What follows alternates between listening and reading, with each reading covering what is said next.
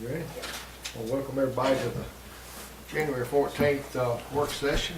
It is 4:03, getting a little late start, but if I get approval of the agenda, please. So moved. Second. All in favor, aye? Aye. While we're waiting on Jason to come here with, I had my mic on, wouldn't it? While we're waiting on Jason to show up with some copies, Ms. Lee, we want to thank you for coming, and you had an opportunity to meet everybody a while ago. See us, you hear us all right? I'm not picking up anything. Uh-oh. We got to do testing. No, it's not that. It's,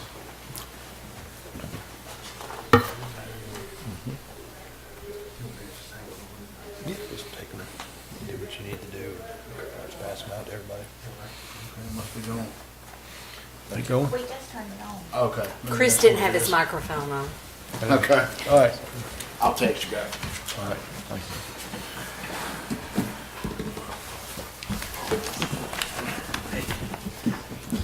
Jason, you want to lead off?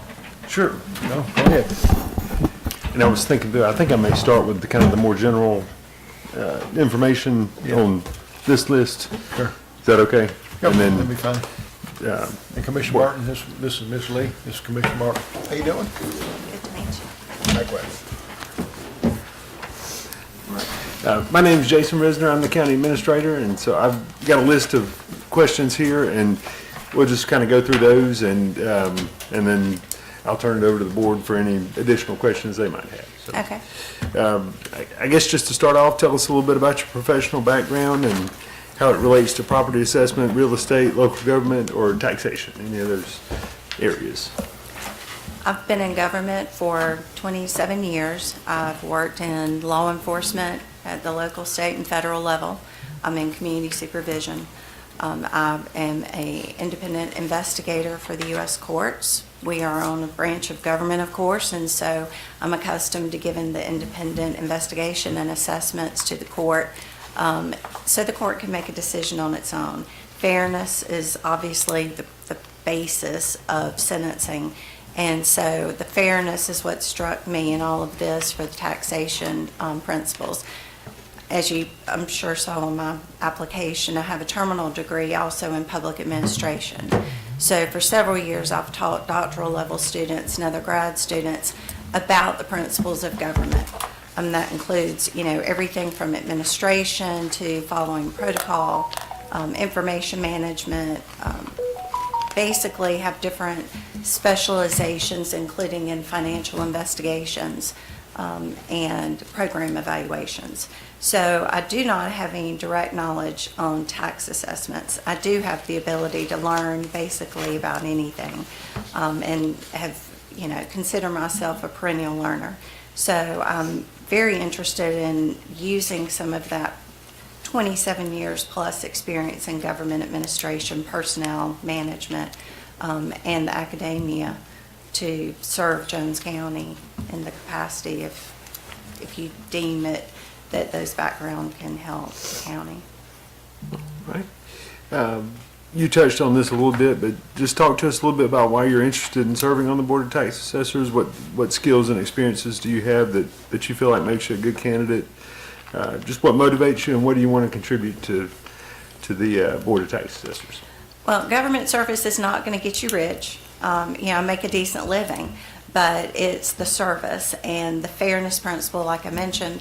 But I was struck with the Jones County, the aspect of the problems, quite frankly, in the tax assessor's office right now are so avoidable. It's such a stain to Jones County. Living here, moving my parents here, there's really the beautiful thing about government and the law is it's very simple to follow. There may be decisions that are hard to make, but the law, the tax codes, for example, meeting principles, those are quite straightforward and easy. I deal with federal law, federal criminal law. That can be very complex. But some of the things that I consider fundamental, serving the public, I don't feel like that was being done. I was struck at the unprofessionalism, struck by the fairness principle and the citizens' outrage. I have always had that desire to fix problems. I'm considered a fixer in our district, a closer, so to speak. And so that is my gift, if you will, my skill, is that if there's a complex problem, I like to tackle it, break it down. This is one of those problems. The personnel aspects, no county employee here is employed for their own benefit, to get rich, to accumulate assets. It's not the same as working for yourself, and they should have certain protections. And it saddens me to see Jones County employees that feel like they either have to whistle blow, and of course, the beauty of my job is that there's different sides, and I realize I don't have all that information on those sides. But I do think that the years that I have of experience of gathering information, learning what the law is, learning what the protocol is, and making difficult decisions, which I'm clearly not afraid to make, and putting them into practice, that would benefit the board at this point. I do not know and have not heard from y'all what it is you really desire in the position, but I do know that, especially when it comes to the finances and public finances, that is an area I'm familiar with. Okay. How would you approach learning about the property assessment process and the responsibilities of the tax assessors board? Some of the information is public knowledge, and I've already researched some of that that's publicly available. I am the training coordinator for our district, and so I would approach it the same way I do with training our officers in our district or across the state or nation, is to find the county codes, the state codes and ordinances. Of course, I understand there's training that is provided. And so I would go to the sources that know it, the persons who work there, and get those sources, learn all of that myself, learn it as a group. I do think the new board needs to all be on the same page and learn it. And of course, I would hope that the county attorney could help as well to guide, to make sure that the new board is within operating in the confines of what they should be. So it would be my basic training approach that we take for everything. Okay. Can you describe a time for us when you had to make an impartial decision, maybe with incomplete or conflicting information, maybe in a pressure situation, and what was the outcome of that? I make it frequently. I'm frequently called to go to federal judges and interrupt federal proceedings and sentencing to tell federal judges that a ruling they just made does not comply with the law, and ask them to stand down and to regroup. And that is my job. I take that information, I gather information from defendants, from attorneys, from the government, do independent research of the law, and that is my job, to make impartial recommendations to federal judges. And so it is a weekly, if not daily, occurrence that I do that. And, with that responsibility comes the requirement that you are impartial. It just is embedded in you. And so that impartiality is something that I'm proud of. It requires integrity. It requires confidentiality. And you sometimes have to make recommendations that don't sit well with you. They don't sit well with the public. They may not sit well with the federal judge, but that is what I do, and I ensure that my officers do. All right. In terms of board dynamics, how would you handle a disagreement with a fellow board member regarding an assessment decision or anything else? And just talk to us a little bit, describe your approach to getting to a consensus. My first question is, how did you reach that? What are we basing that on? Is that in accordance with the law, the practices, the requirement, the policies? Ask those persons who contribute the information, what do you think? Where are we? Maybe give my feedback. So, as the board, I would think that there's multiple persons that would have that input and questioning. Would this be a better solution? That goes to that problem solving I mentioned earlier.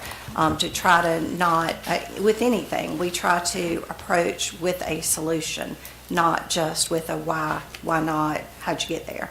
So would this be a better solution? What about this? So, it's hard to answer that question without having a little more knowledge of Right. how the system works. Yeah. But that's the general approach that I would take. All right.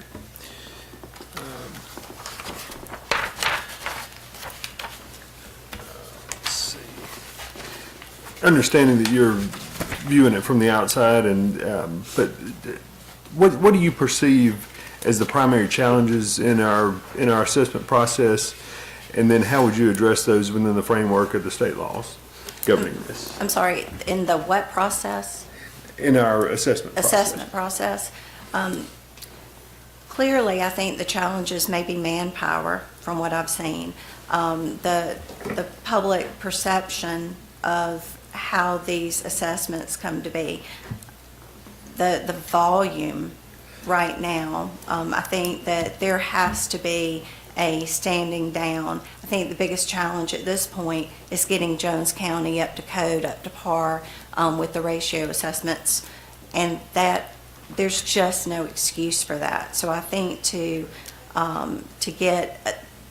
tackle this problem, I recognize it's going to be quite a task, and so I think just the personnel, the morale, quite frankly, the issue, getting the personnel on board with it, addressing some of the office issues right now, those are all going to be challenges. I do not think it's going to be singular just to assessments. I may be wrong, that's my outside view, but I think it's a multi-complex problem more so than just assessments themselves. How would you communicate changes in property valuations or tax notices or anything else related to that operation to taxpayers in a way that builds trust and minimizes confusion?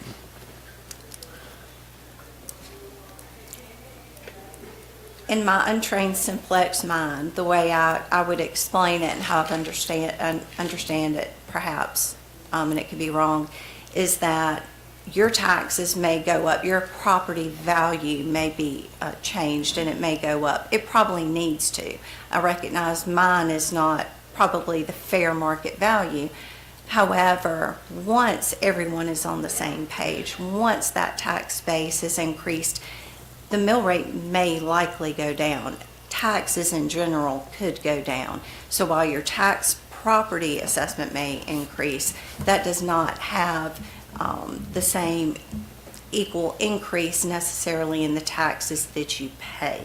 So don't be too concerned yet with the assessment value until you know what that actual tax rate is and how it's assessed. Plus, I'd like to point out to my parents, who quite honestly moved from North Macon, they pay more taxes in Jones County for a much smaller home than they paid in Bibb County for a much larger home. They are quick to let you know, though, that the public services in Jones County, the area itself, the public facilities, those are much different than Bibb County. You get what you pay for, and that's what you want. You want to be safe. You want to have the tax. That goes back to me teaching dual enrollment at the school here and explaining to seniors, who do you think paid the crossing guard? Who do you think pays the school resource officers? Where do you think that money comes from? Tell me where taxes go from your parents the minute you wake up till you get to school and get home each day. You look around you, this is where it comes from. So that goes to the fairness principle again, but I think I could better explain it, having a little more inside knowledge to it, but that's my public perception of it. Yeah. Speaking of fairness, the next question is, what does fairness in property assessment mean to you, and how would you apply that principle as a board member? Fairness to me implies that everyone's tax property is assessed at a realistic market value, regardless of whether the home was just built, regardless of whether the property was just sold, regardless as to whether your number came up, so to speak, and you were the one that had the assessment. So fairness is that my neighbor and I, if we have the same property, we're both assessed at a fair market rate. And that you're not, as my parents again, that you're unfairly assessed at a higher rate because you bought your house this year versus someone who's been living there 5 years next door. That's the fairness to me. And the board has that responsibility, and it's a massive responsibility as I see it, at least on the front end, of getting that equal and fair across the board in Jones County. And that's what, as I understand it, would require maybe a year or 2 year process if it's done internally, so that everyone can be on that same page. Right. The Board of Tax Assessors provides oversight of the chief appraiser and the appraisal staff there. How would you ensure that they're effectively carrying out their responsibilities while maintaining a collaborative relationship with them? As I understand it, the board is responsible for the personnel. And from a public responsibility, the board needs to own that responsibility, meet with those employees, determine what's going on. I recognize, again, personnel issues are one of the things you are not privy to until you're privy to it. And so there's no telling what we, the public, don't know about what's transpired.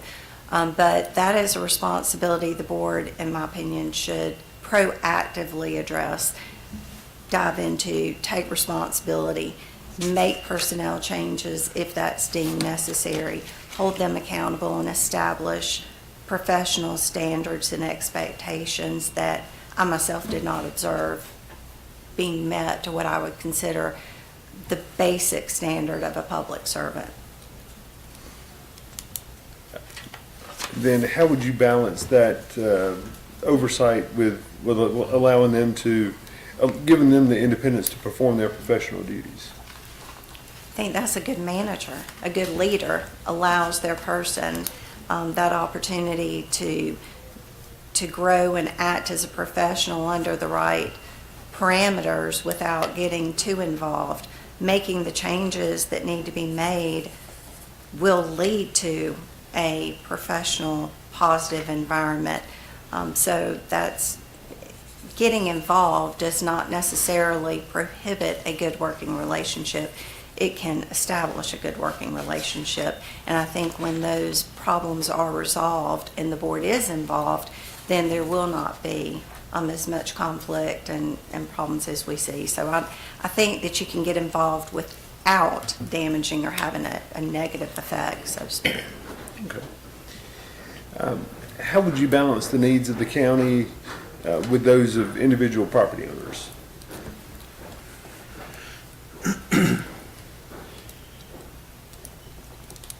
Not to go back to my job too much, but I think that's where I balance now the needs of an individual defendant with the needs of a victim, with the needs of the public in general. Your tax money, do you want to pay for someone to go to federal prison, or is it better to have them here in the community to pay restitution? That is a balancing act that I like to rest on the law and procedures. Everything has to be individualized, but you do that and you make those decisions in the realm of the law and procedures and policies, and by doing that, you generally stay fair. As long as you do have that balance, you let the individuals know, you make the individual circumstances and needs of the individuals balance, you explain it. It will not always balance. You cannot balance a need of a person when it comes to their finances with the public's. There's going to be conflicts, but I think you do your best by staying within the procedures and policies that are, and I'm sure the laws, which of course I don't have privy to all of that at this point. All right. I've got three things that I'll ask, Okay. and it's going to be routine to each candidate. All right. The tax assessor's office is a cycle-based workflow. That means the tax assessor's office does similar things at the same time each year. Exact responsibilities, circumstances, details may change, but the overall arc process stays the same. It's important that a member of the tax assessor's board understands to have meaningful knowledge regarding what should happen each month, when deadlines are, what is appropriate, when and where staff should be throughout the year on different projects that, maybe before them. And question, do you understand what cycle-based workflow is a concept? And then are you willing to treat each step of the process as important, even though it may be routine or monotonous or, boring, so to speak? That's the first of my, Yes, I am familiar with the cycle-based workflow. And I am, as I mentioned earlier, the program evaluation is what I specialize in. That is looking at each individual step, especially in government operations. And so absolutely, all board members should have a very detailed knowledge of what the tax assessor's job is, what those responsibilities are. I would like to think they would get proactively involved in that to help remedy these solutions, but you cannot be responsible for any type of function if you do not know those steps. So absolutely. okay, very, very good, thank you. Okay, next thing, Board of Assessors handles a wide range of issues that will take members time to learn. Much is taught in the first 40-hour training course, but many other topics will come out over time. Willingness to ask questions, request clarification, and do independent research is critical. This will sometimes require more than the 1 hour or the 1 meeting a month time allotment or time frame, especially in the beginning of the tenure of the Board of Assessors member.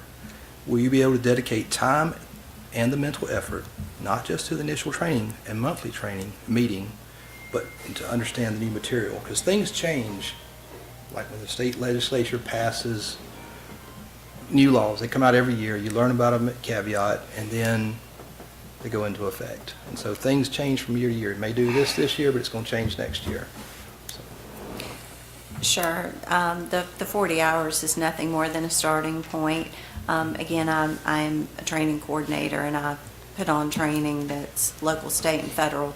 That is something that you would have to devote yourself to, and I certainly understand that. The legislative updates are an issue, and those are minor things that you learn in the big picture. They're important, but that is a small part of what you have to learn and stay up to date on. And so I recognize this is going to take a lot of time, especially on the front end. My job, we joke, but it's a 5-year learning curve, and you learn every day. And that's the good part about it, and that's what I enjoy about it. And so learning and training for this would be welcome. Last thing I have, the Board of Assessors members understand that their actions directly impact every person and entity that pays taxes in Jones County. Approving a CUVA, exempting a property, or even a homestead shifts the burden from one person or group to every other taxpayer. For that reason, Board of Assessors members should be fully aware of the impact of raising, lowering, or keeping values the same. All types of value modifications matter and should be taken seriously. I just wondered what your thoughts are on that. I like that description. I think that applies to a lot of areas in government and applies to my job. I like that. That's my impression. I think that's a very good description, and I think it captures the importance of the job and the responsibilities. It's very accurate, and I do understand it because I understand everything I do every day affects someone else. It goes back to the fairness principle that I discussed, and that's what my forefront of my job is: fairness and accuracy and policy and legalities. So I welcome it. Thank you. I don't have any other questions. Mr. Kitchen, you want to go next? We'll go over to... I don't think I have any questions, Chairman.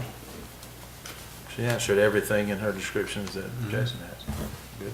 Ms. Vaughn? I don't have any. Commissioner Martin? Sure. First question, what district are you in? Anybody know?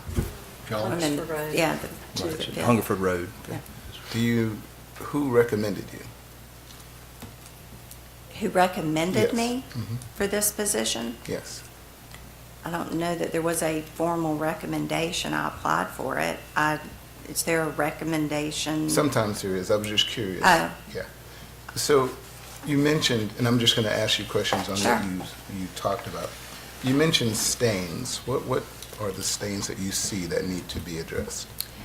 The stains I see are when I go to the courthouse and we have the news media out there, it's usually because there's public interest, it's a big case.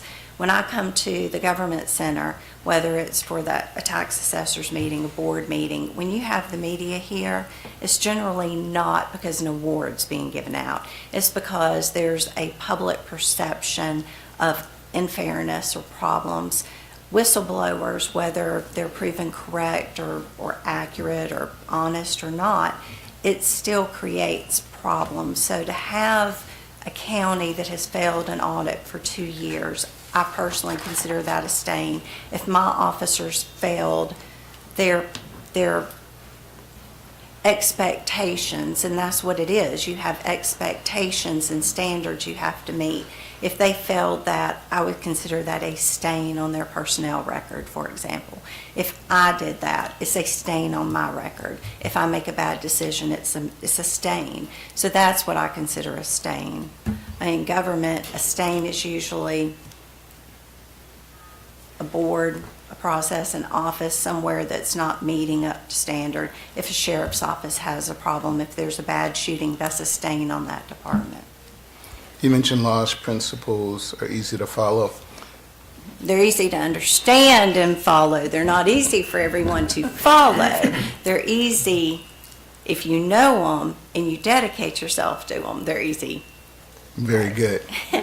As a board member, it's going to be expected that you know and follow the law. If you know that as a board, you mentioned the sales ratio, that you're below the sales ratio, what is your recommendation as a board member for appraisers to then assess properties appropriately based on the law and the principles of being fair? Without the benefit of the training and the knowledge that I would need to really answer that question,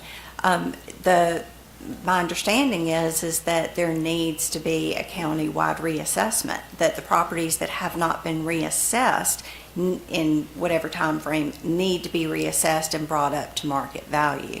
So my recommendation would be, how do we go about tackling this job of getting the reassessments done so that we are then within that ratio value that's appropriate? You know, that would take a lot of knowledge, research, understanding of the policies to really come up with how do I make a recommendation? But obviously you're going to have to reassess values. That's not going to be a popular decision, I'm sure, with a lot of people, but it's necessary. Very good. Understanding that you're going to have to do that and the reassessment may take place, and we know that the county is supposed to be, it's $120 a square foot? And you're going to raise your neighbors from $60 to $120 a square foot. Would you be okay with a county-wide rate of adopting the rate that the state has suggested of $120 a square foot? I don't know that I can answer that without the benefit of more information to even know if that's feasible. If that is the standard practice, if that is the recommended practice, if that's the recommended solution, if that's within the confines of the policies and principles and the law. I mean, that is what the experts recommend. That's what the state said. The state said $120 a square foot. If that is the recommendation and that's the best way to do it, then absolutely I would be. Excellent. You met with someone in the office and you had an experience. Who did you meet with? In the tax office? Yes. No, I did not meet with them. I was present during their meetings and observed the interactions. That was, I mean, I have been in the office, of course, and have dealt with the office. Have you had any negative interactions inside the office? No, not as a customer. Did they match what you experienced in the meeting? They were better than what I observed in the meeting. Very good. For the clerks that assisted me, that was a pleasant experience. Did it seem dysfunctional to you?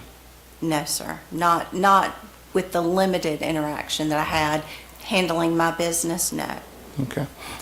You mentioned unprofessional and disrespect, so I have to assume that that was inside of the meeting, and that was from board to the general public, I'm assuming? What I perceived as unprofessional was the response of the chief tax assessor to the general public in explaining to the public, minimizing the situation, minimizing the concern of the citizens by telling them the sky's not falling. The sky's not falling. That, to me, is not how you address the public. I did not witness any concern of, we understand the public's concern. We understand, how this could be, we're resolved to fix this. It was deflect, point fingers, and not take responsibility. And to me, as a lifelong public servant, that is not acceptable professionalism. Fair enough. Would you say that you mentioned integrity and impartiality? As a board member, how did you handle that, or how do you redirect or manage him to be better at addressing the public? It's not uncommon for public employees, especially for those that are in higher positions, to have deficiencies with public management, with personnel management. People are promoted, they receive positions based on their technical knowledge or their tenure. Seniority gets you everywhere up the ladder in the public.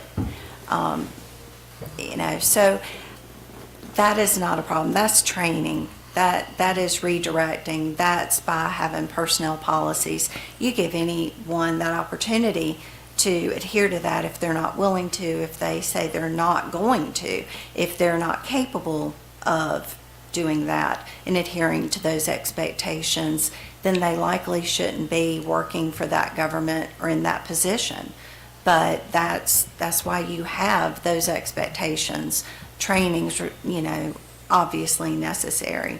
But of course, again, I don't have the insight, and I'm not privy to what personnel actions have taken place, what training's been required, what correction has been given, what disciplinary action's been taken. So that's my perception. It was unprofessional. It would not be accepted of me. And my entire family's in public service, and we generally sit around and go, that must be nice. In my job, if I didn't return a call, if I answered in that way, I'd be out of a job. And so it's not uncommon for me to view things in the realm of, this is what's expected of me as a public servant. This is what I consider professional. That's what I expect out of a public servant. You mentioned morale. What would you do to address or fix morale in the office? Fixing morale is like turning a battleship around. That can take quite a while. And so that would be it may be changing up positions, promoting people who have not been promoted, providing training. That's a very difficult question to answer without having more information about the particular office. Morale can be anything from one bad apple and needing to make a difficult decision to get rid of a bad apple. It can be facing an overwhelming challenge or task. I know our office, law enforcement in general, is a hard job. So sometimes morale can be something as simple as getting people out of the office or getting, lightening up the situation. So it all varies, and it's hard to say with that particular office how to increase morale. It was clear, though, that morale is an issue, obviously. And so that's a very serious allegations and serious problems, I think. So I hate to guess as to how I would take a bite at that apple or turning that battleship around. Fair enough. You mentioned the sales ratio. So the sales ratio, according to the state, was 31%. We should be at 40%. When he had and the arbitrator come in to address it, it moved up 2 points. Does that resonate with you, that there could be a difference between what the state says and what the office is doing? and that the office could be a little more advanced than the state's ratio? It does not surprise me, and I would expect that. For the state to give an initial assessment and for the county to have that opportunity to present information and the state to come to it and go, oh, you're right, it's 2 points higher than we thought it was. I would expect that and hope that. So it does resonate with me. Is it still acceptable? Is there still room to change? It's still not acceptable. And so I would not expect to jump from 32 to 40, if that's your question. But I would expect there to be some difference. Would it make me wonder if the state's somehow missing 8 additional points or 6 additional points? I don't know enough about it, frankly, to guess at that, but I would think that would be a difficult leap. Yeah. You sound very learned, and for somebody that has a terminal degree in what? Public administration. Public administration, you put in the time and the work to get there, and you understand statistics because we had to do that to succeed in our degree pursuits. Mm-hmm. With knowing that, if, for example, the state, I'll leave that alone. The office has an opportunity for improvement. You mentioned manpower, and you have to operate within the confines of your budget.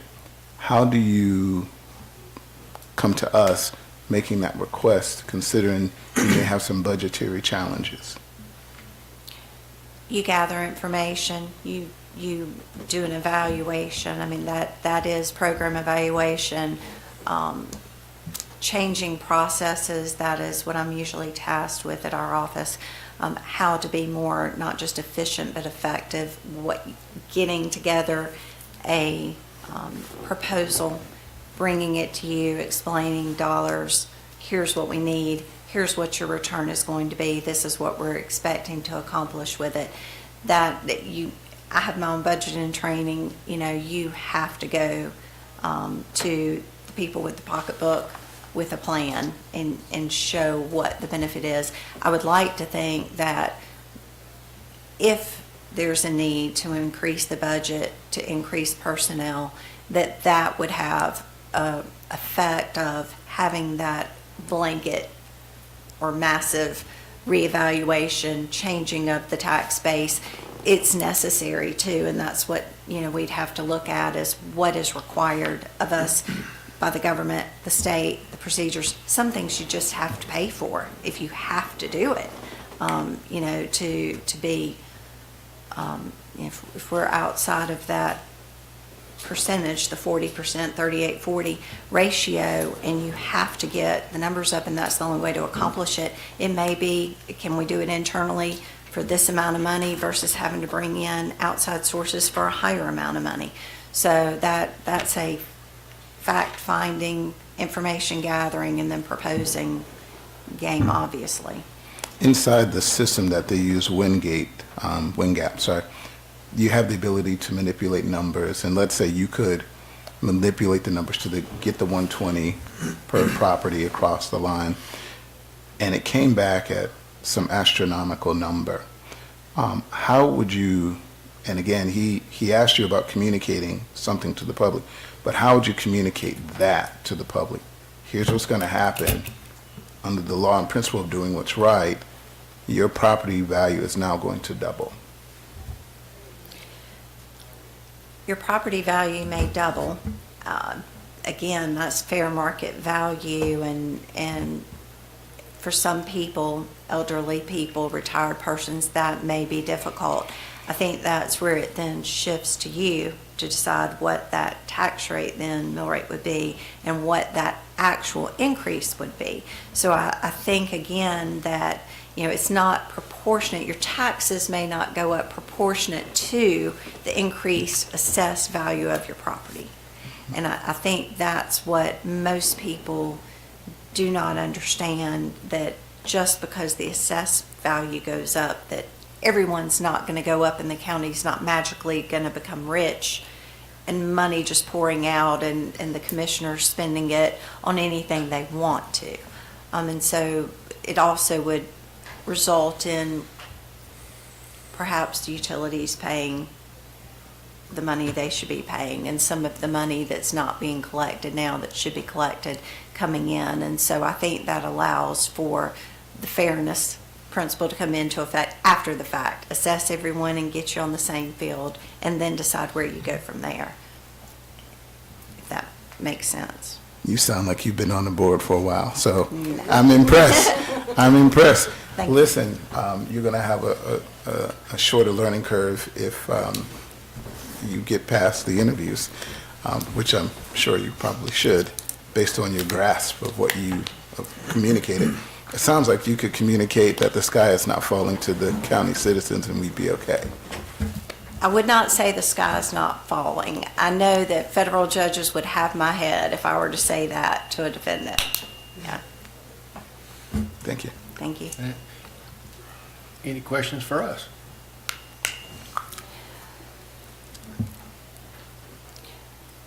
No, I don't think so, not in this. Any other comments or questions? I'll make one comment, Chairman, and I think she's alluded to it a couple of times. Regardless of how we got here, we are here.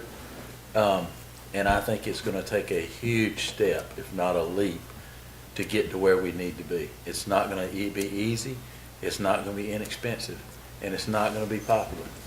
But I think and I hope that whoever comes on this board recognizes that and is willing to do what needs to be done to get us there, whatever that means. And I think the biggest thing is educating our citizens, let them know, how we, like you said, how we got here, why we're here, and why we have to do this, and keep them informed, because there's a lot of, people come out every day just want, what about this, what about that, they need to be educated. Right, and I do understand that. I think that is what I see, and I deal with families, I deal with people. The average citizen does not understand how the law works, how tax assessing works. They don't understand that, and they do appreciate when a person will take the time. I'm sure you know when you get those phone calls, they appreciate being explained in terms they can understand. No other questions? We sure appreciate the interview. Thank you very much. Thank you. I'm sorry it took so long to get you some water, but I said, all right. Thank you. All right. Anybody need a break before we move on? Got 'em all. Just keep them where that was. Mr. Kelly?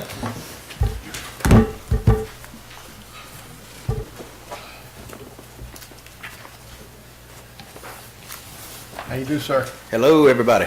Thank you. Is everybody? Thank you. Met Mr. Kelly? He's I think I know everybody. everybody. Yes. He's a Dairy Queen man, doing a very good job. Mr. We Rick? try. We Best do in the what we country. can. I'm sorry? Best in the country. Best in the country. All right, Jason, I'll let you start off. We'll do the same thing with Justin. All right. To start off, just tell us a little bit about your professional background and how it might relate to property assessment or real estate, local government, taxation, those kind of things. My name's Justin Kelly. I own the Dairy Queen in Gray, but I also, just through time, have actually been in business for myself. And, I dealt with a lot of valuations and stuff dealing with insurance. I did that for about 15 years with the body shop and in the insurance industry. I was always familiar with trucks, cars, tractors, whatever we were working on at the time. I was familiar with coming up with a fair appraisal on those. And I just feel like I can offer my service, if I'm chosen to be on this board, I feel like I can offer my service just simply by making common sense decisions and uniting the board, uniting the area, everybody. You guys need to be united with them. Everybody needs to work together. I think we've got a huge disconnect that needs to be fixed. Do I want to be doing this? Absolutely not. Absolutely not. I don't know. Evidently, nobody wants to do this because I don't know how many people applied to do this, but I came up and I found out that nobody had put in, so I put my application in. But this, I don't think this is something that you would say I want to do. I feel like this is it's my duty as a Jones County to do this, and is to fix the situation that we have, and do what we have to do to fix it. So. All right. The next question dealt kind of with your, why you're interested in serving and your motivation to serve, and that type of thing. I think you touched on that there. If it's all right, I'll skip on to the next. Go ahead.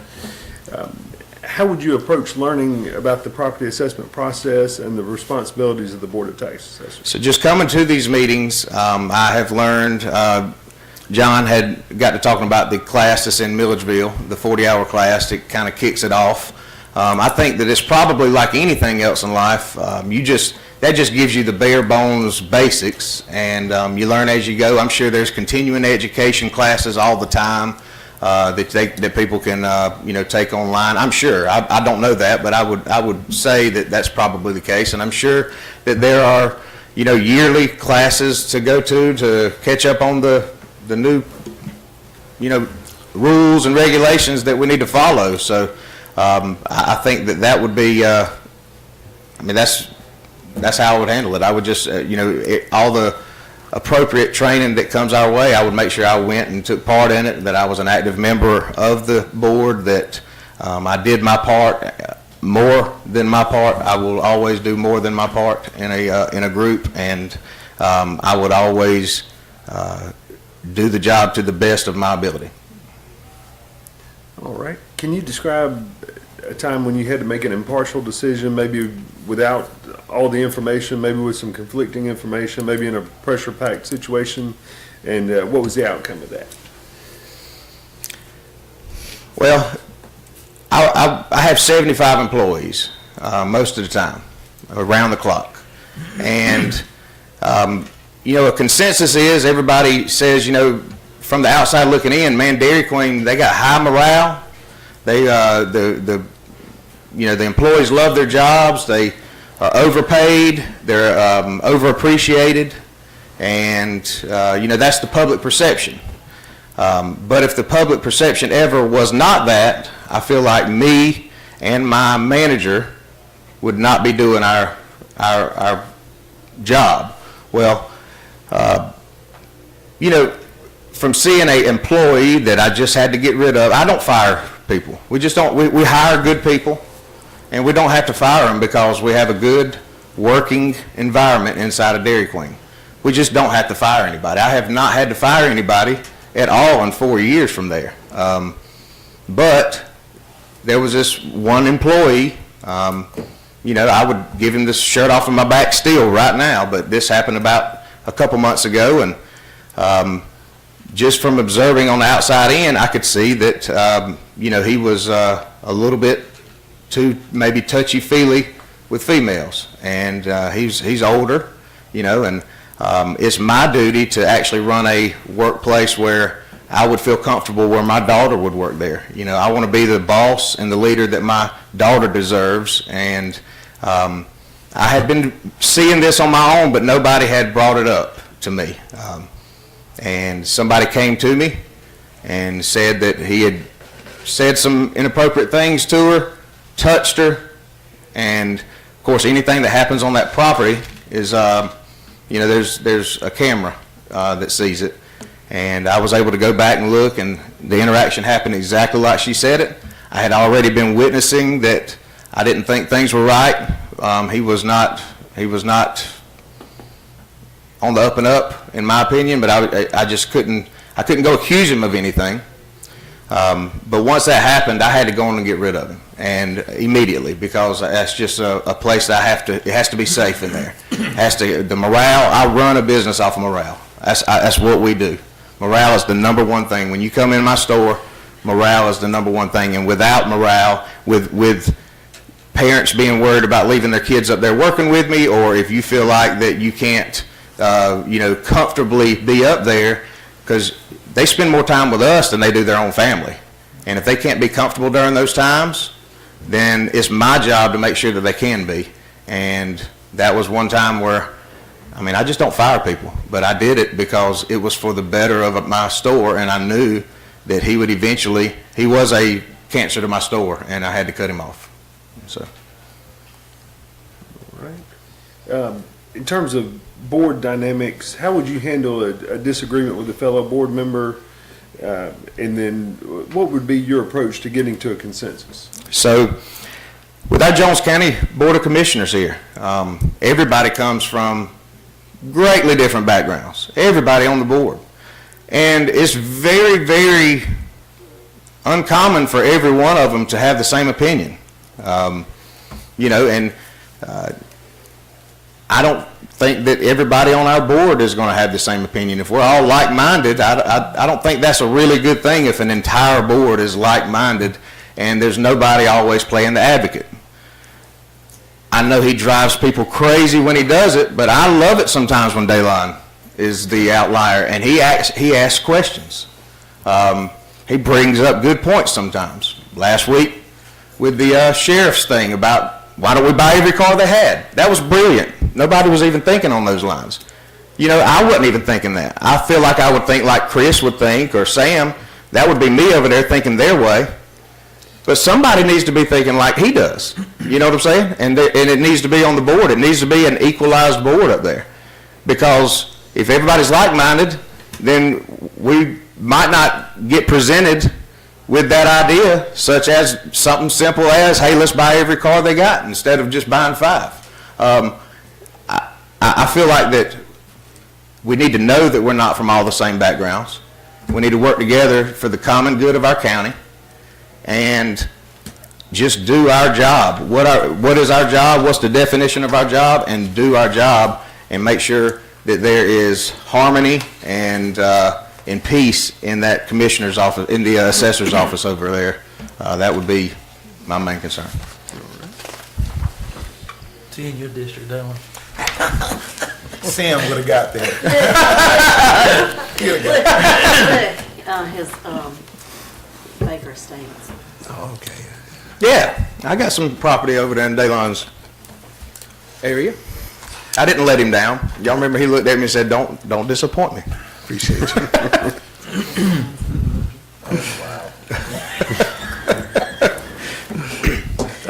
What would you perceive as the primary challenges in our assessment process, and then how would you work to address those within the framework of state law? I think that there's a couple of things going on, and this is just from the outside looking in. I don't have any data. I hadn't met with anybody.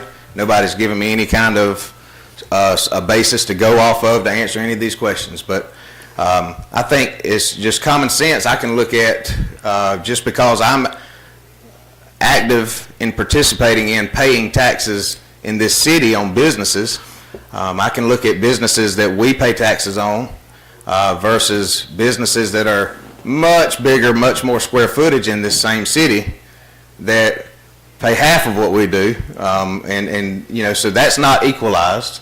That's not you know, that's always going to be an issue. But I think that is that's the main thing. Is I believe that we've got to get it on a level playing field. You know, houses in our community. That $120 is strong. It sounds strong. But also a house, you know, when you look at these assessments, and I don't know what I'm talking about now when I'm saying this. I have not went to my 40-hour class, if y'all let me be on this board. But there's also a little check mark over there that says fair condition, great condition, all this. So maybe $120 is a good benchmark for a excellent condition home in this town, because I got to just figuring it up. We've got a double wide right over on East Virginia Lane, $120 a square foot. I wouldn't take that for it. I wouldn't even take $120 a square foot for it. It's not. It's going to sell for much more than that, and it's about to sell next month. So $120, I believe, may be a good, optimum, excellent condition square footage price in this community. But there also needs to be, hey, but it's falling. The roof is falling in on it. You know, we need to be able to. So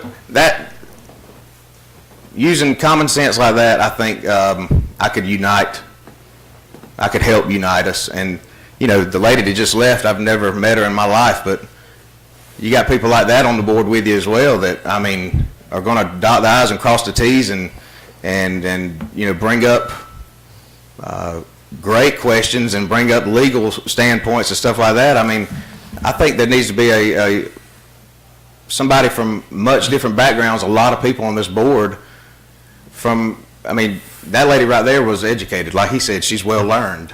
And she was impressive. So I think working together with them, I think we could come up with a solution. And I don't think that maybe that 120 mark is out of touch, you know, for our residents in this town.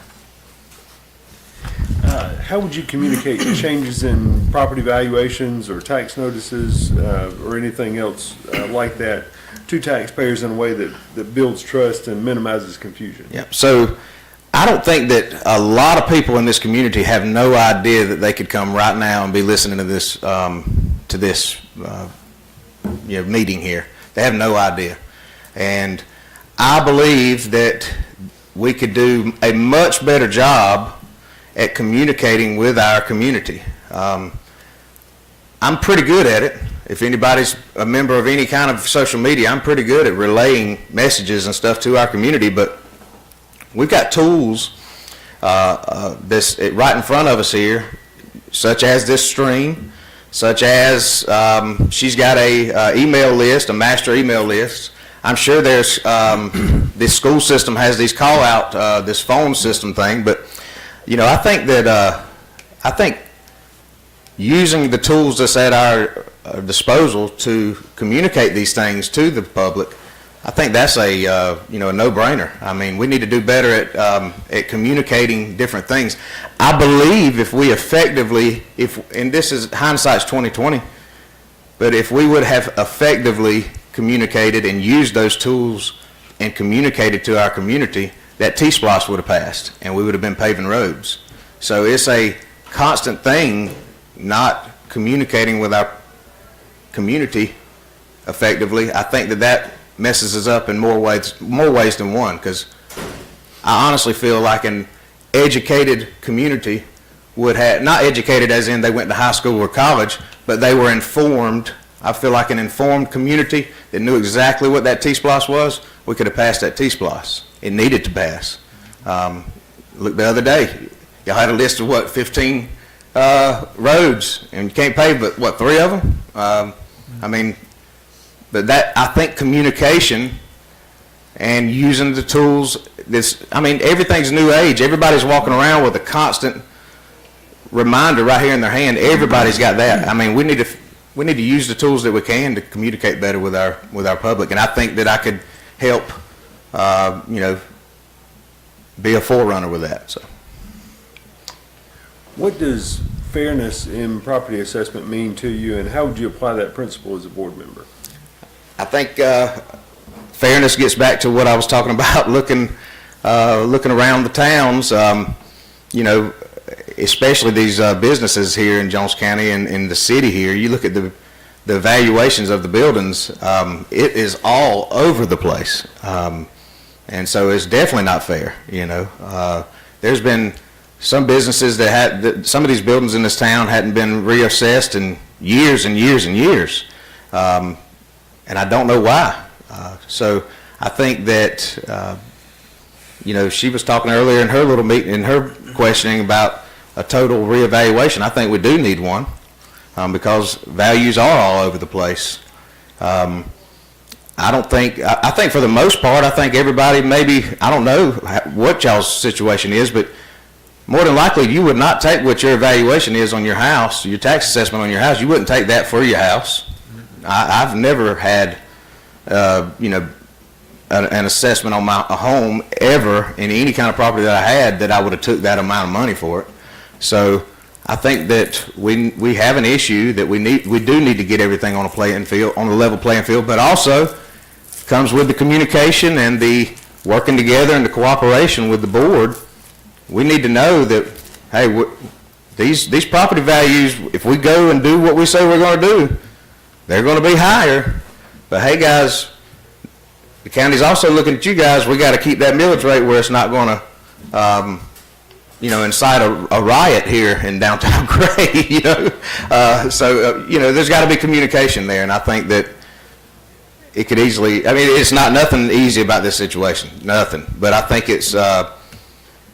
I think it's doable, and like I say, I will do it I will do everything that I can to help make it happen if you guys do decide that you want me on the board. All right. The Board of Tax Assessors provides oversight for the chief appraiser and the appraisal staff. How would you ensure that they're effectively carrying out their responsibilities while maintaining a collaborative relationship? So, getting back to the Dairy Queen, it's a basic principle. If I have a problem going on at Dairy Queen, I go to my manager. If morale is down at the Dairy Queen, I look at myself and make sure I've done everything that I could do to keep morale high, and then I go to my manager. And I believe it all comes from the top down. Every single person, not every single person, but most people throughout this whole office building, most of them eat with me every day or every other day and that kind of thing. So when a overwhelming majority of them says that there's an issue, they're not all lying. They're just not lying. And if there is a morale issue or a HR issue, or if somebody needs to go, then they just got to go. It's nothing personal. They just got to go. If they're not working toward what our leaders, the goals that our leaders have, if it's not working toward that goal, I think they got to go. We've got some amazing people that work in this building. Some brilliant people. Some people that there's no way that you could find replacements for them. But I believe that we got to do whatever we have to do to change the morale, to change the mindset inside this building about what's going on inside that tax assessor's office. How would you balance providing that oversight with allowing the chief appraiser and the staff there the independence to perform their professional duties? Well, I think that you've got to, you definitely have to lead and help them lead and give them any kind of tools that they would need, and advocate for any type of tools that they need. If there's a computer program that I don't know that Warner Robins has that we don't, that makes their days easier, or their assessment easier, and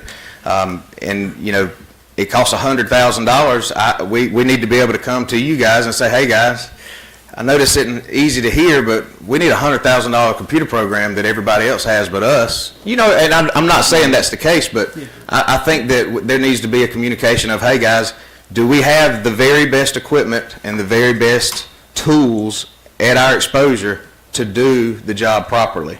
And that's always, that's a learning curve that a lot of people do. A lot of people, to get jobs done, you don't go buy $5 whatever to get it done. You go buy the best tool that you need to get it done, and I believe that, I'm sure that there's something that is needed over there that would make everybody's life in that office a little easier.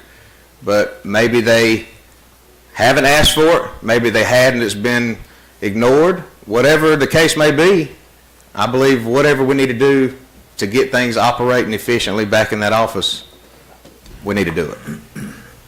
All right. And the last one I have, how would you balance the needs of the county with those of individual property owners?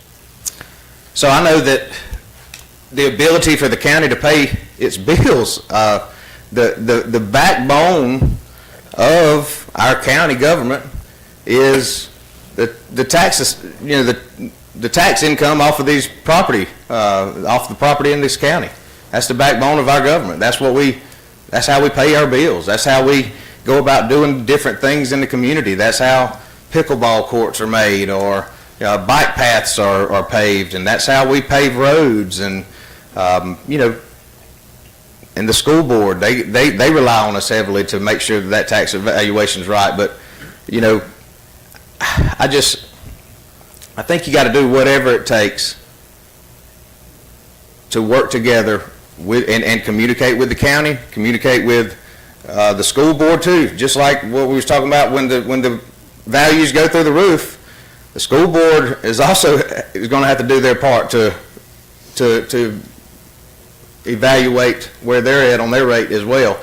But I think that just communication in general, over communication in the beginning, because it's not going to be an easy thing to do. It's just not going to be easy. It's not going to be an easy process, and it's not going to be popular with some people, but it's just something that has to happen. And if you guys put me on that board, I'm going to help do whatever it takes.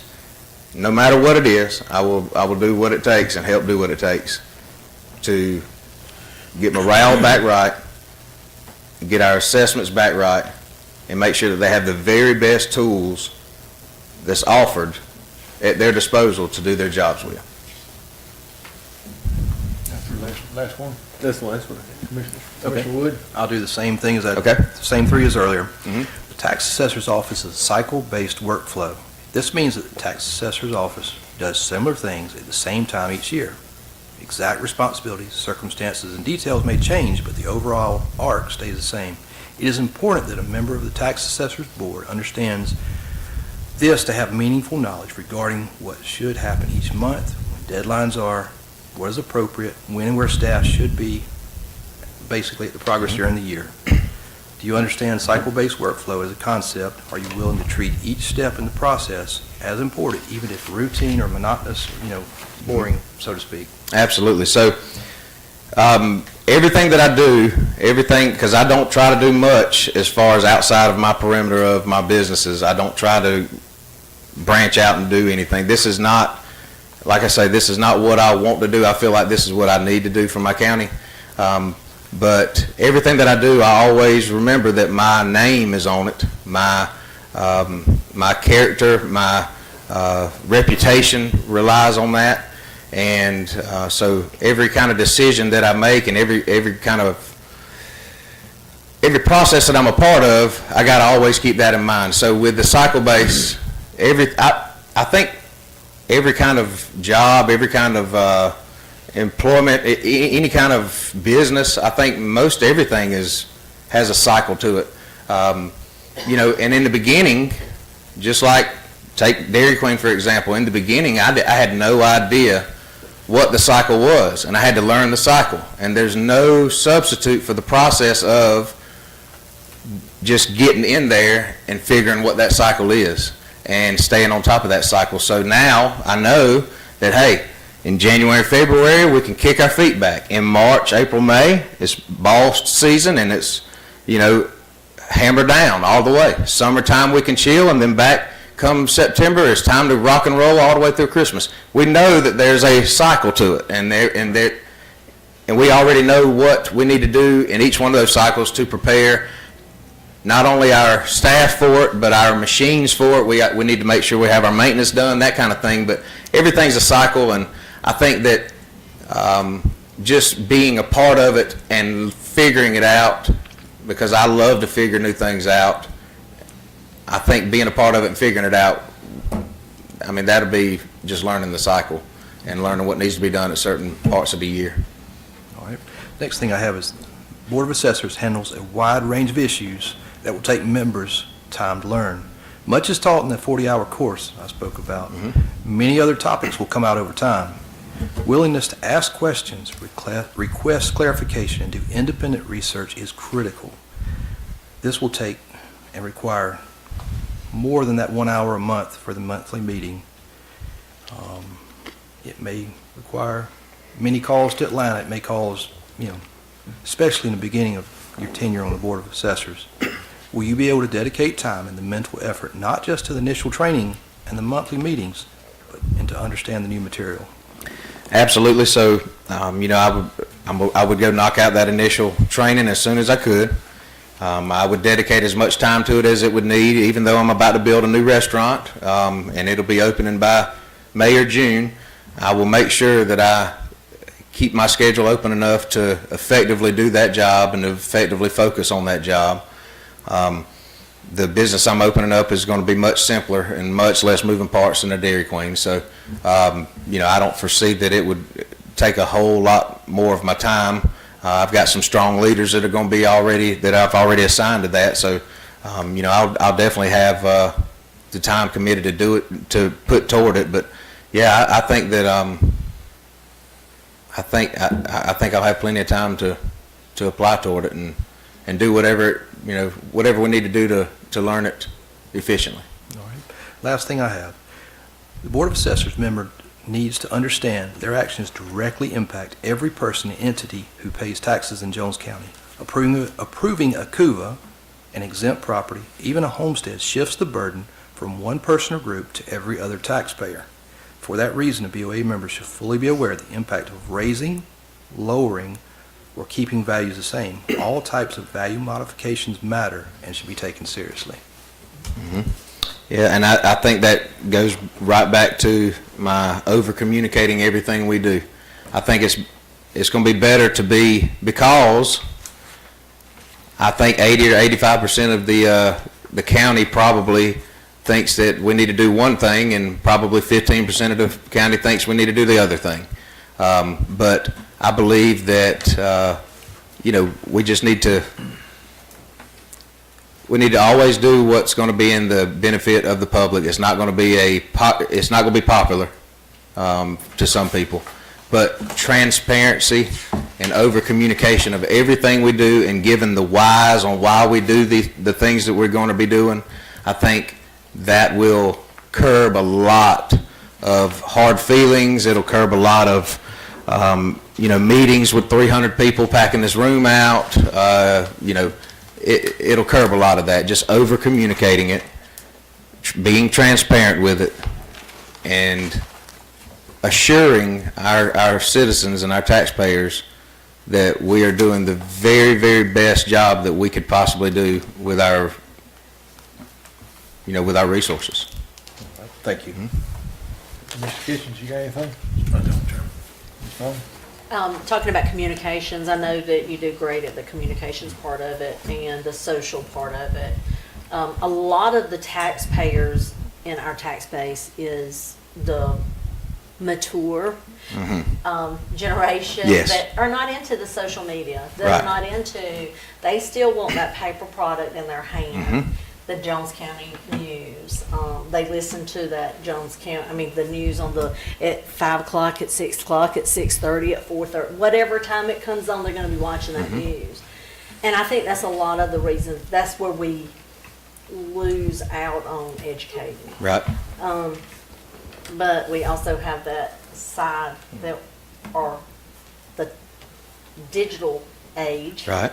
That we miss out on that one too, because we do not do enough social media educating. And you're right, we did lose T-SPLOS because of that. With that knowledge, how do you gain both perspectives and educate? So some things I think you have to take a extreme move. You got to make an extreme move. If you want extreme results, you got to make an extreme move.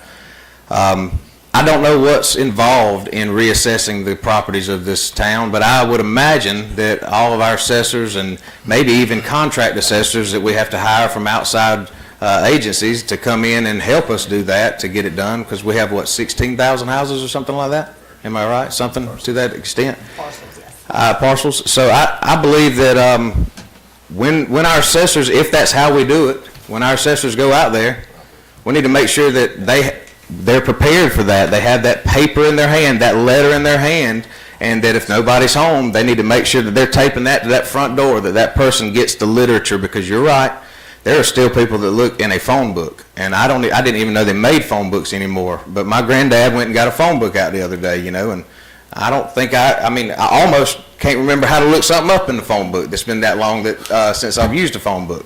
But there are older people in this community that do not have a smartphone, that have flip phones, or don't have phones at all. They just have a landline, and we need to make sure that when we go out and do that it might only take 5 minutes or 3 minutes or whatever, but we need to have that literature packet that explains what we're trying to do the process that we're trying to do.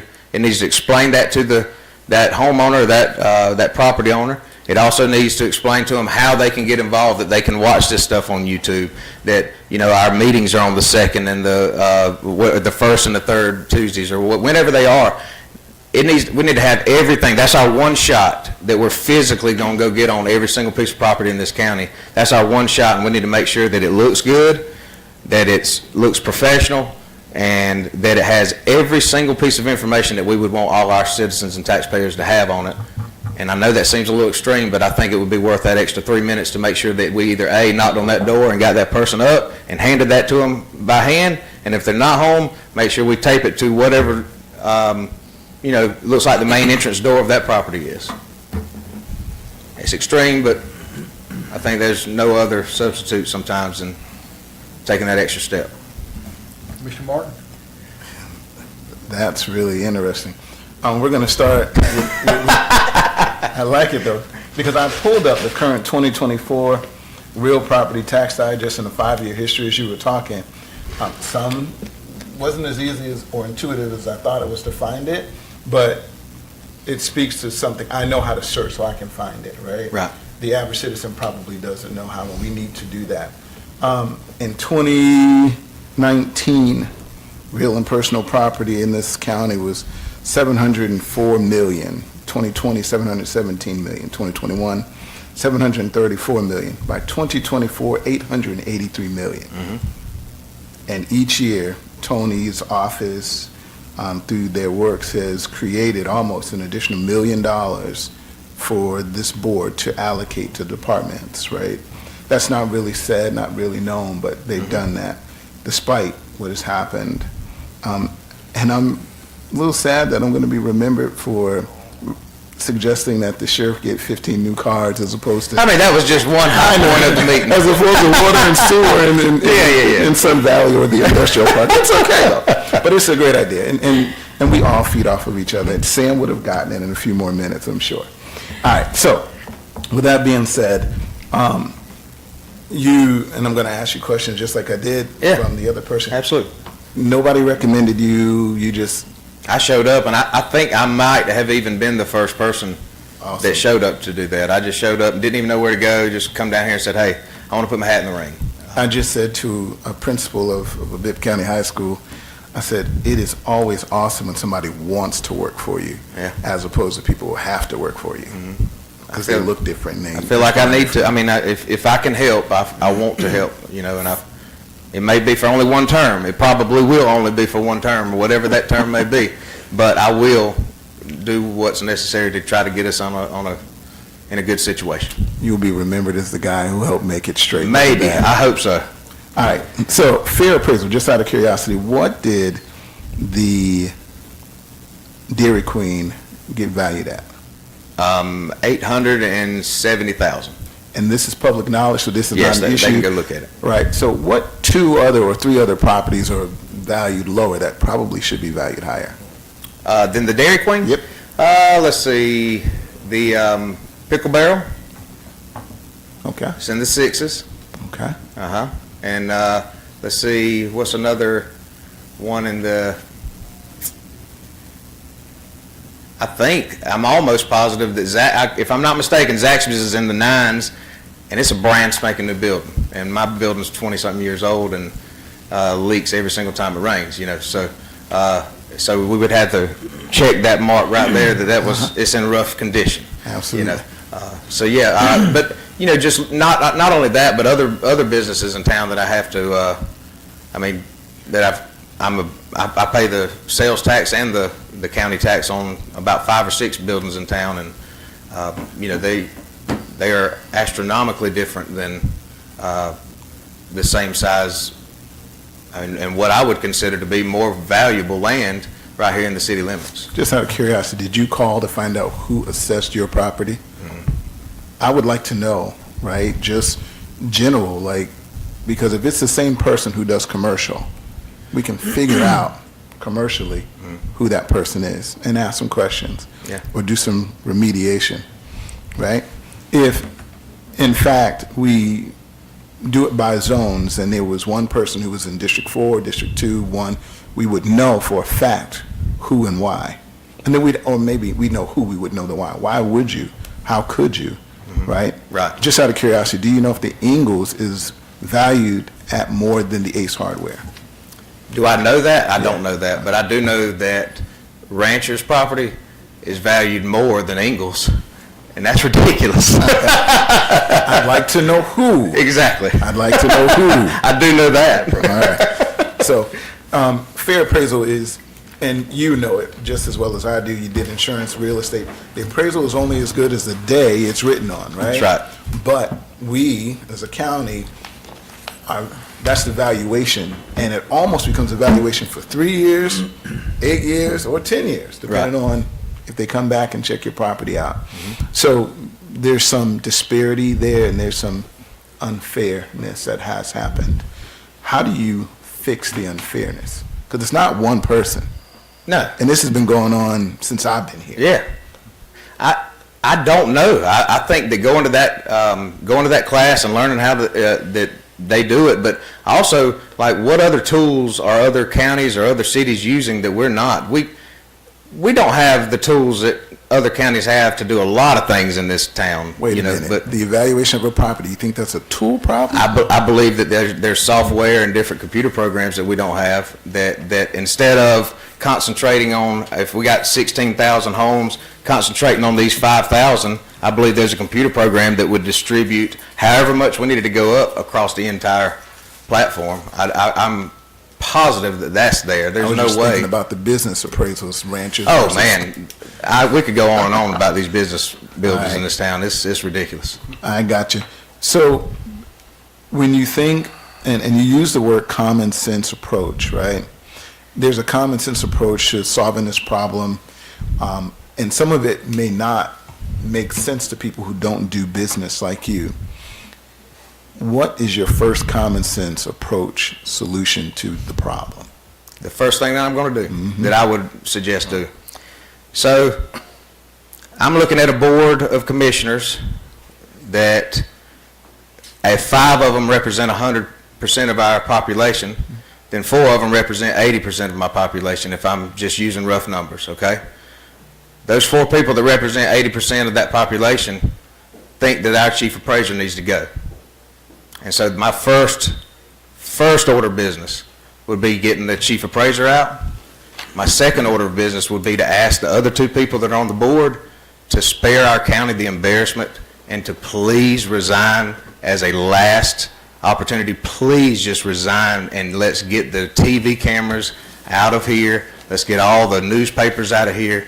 Let's stop putting our county through something that is ridiculous to be going through. I've never seen somebody fight for a job that does not even have a paycheck. Like, it don't even make any sense why somebody would want to stay somewhere where they are overwhelmingly not wanted. I mean, I think sometimes when there's 200 or 300 people in this room, that Daylon Martin is the only person that wants him here. And that's fine, that's good. We need Daylon Martin. I've already said that, we do. But it's an overwhelming percentage of our county that believes he needs to go. And so that's my first order of business, is to get him gone. Why do you think that is? That I'm the only one that doesn't want him gone? Man, because you think different than everybody else. And I like it. I do. I think we could go have a beer and we could talk around a campfire for 10 hours. There's no doubt in my mind. I'm going to tell you, I was at the arbitration hearing, and he was 2 points higher than the state, and the state said that he was wrong. I do my best to operate on facts. The board issued a peer review, and I said if the peer review came back negative, that I would fire him.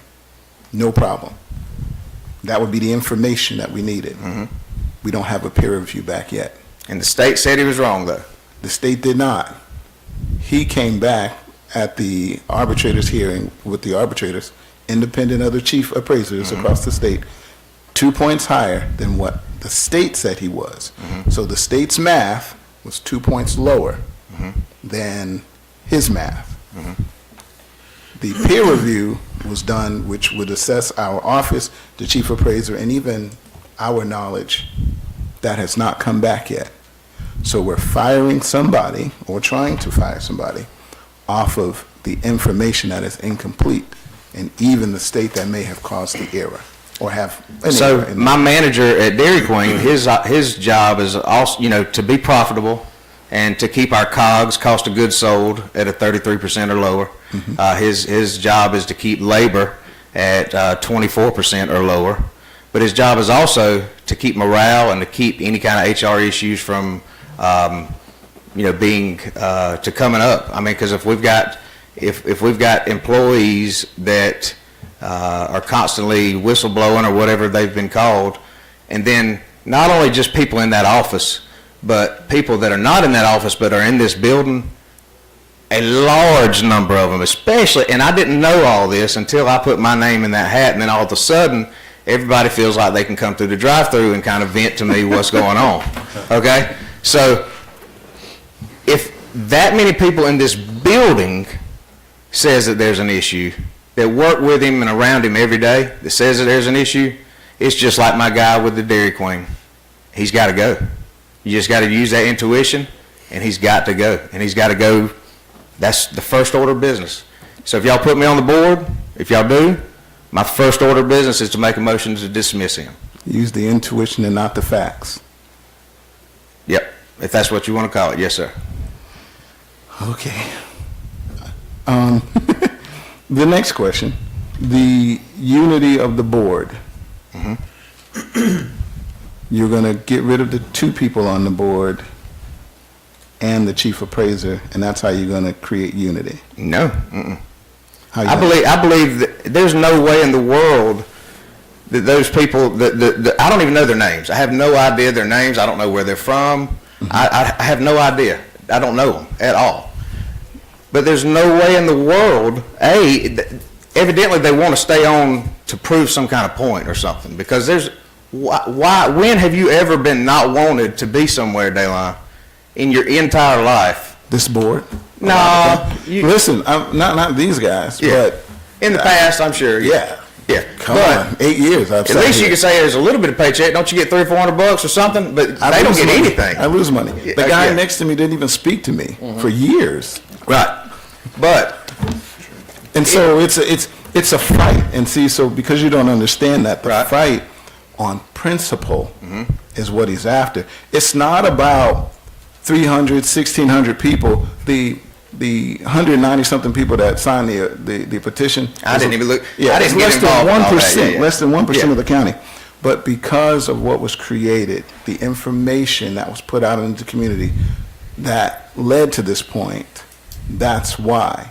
But again, on the inside, operating off of fact, the facts aren't there that say that. Don't get me wrong, the sales digest, that's a real issue, right? And that has been an issue, according to Sam, 3 years.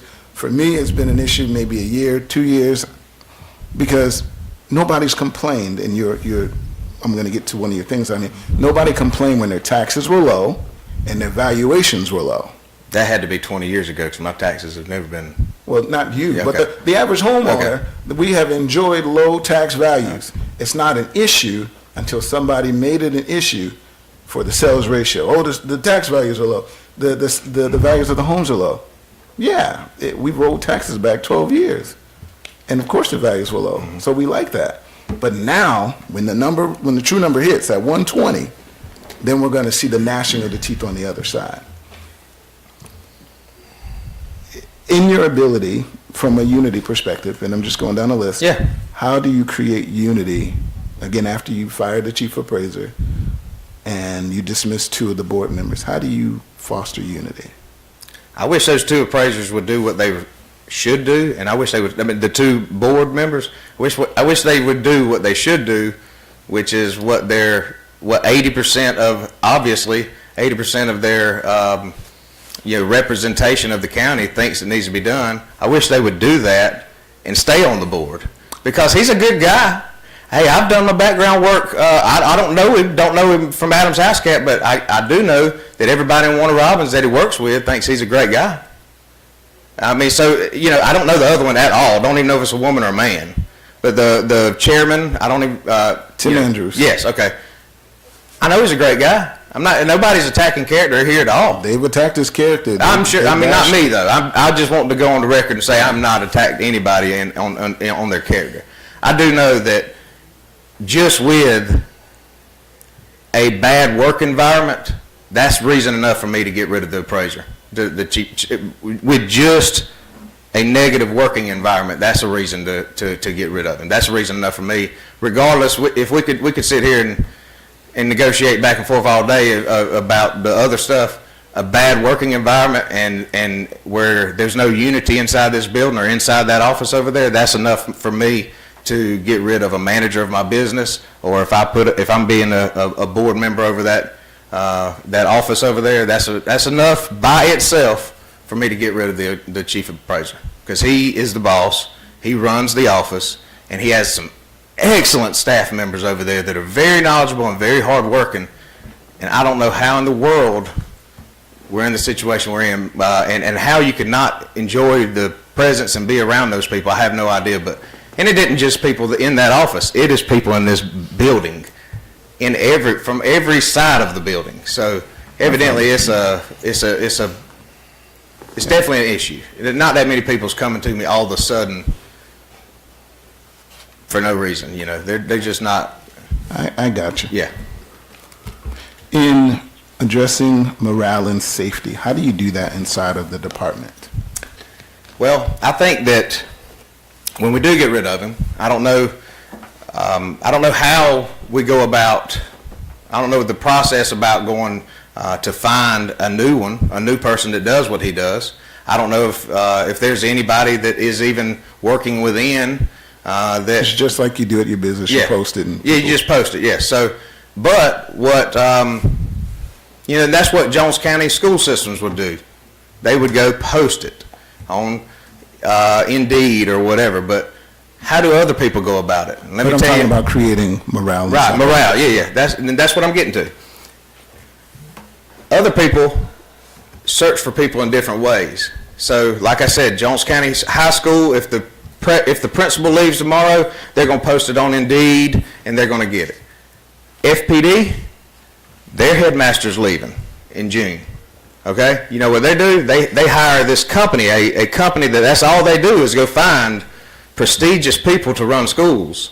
And I'm sure that there's some kind of company, something like that goes and finds these appraisers, because I'm sure that Jones County's job is a dream compared to somebody's job that's in somewhere around in Georgia. You know what I mean? That's a huge step in the right direction for them. But I believe that we could find somebody that could lead a positive workplace over there.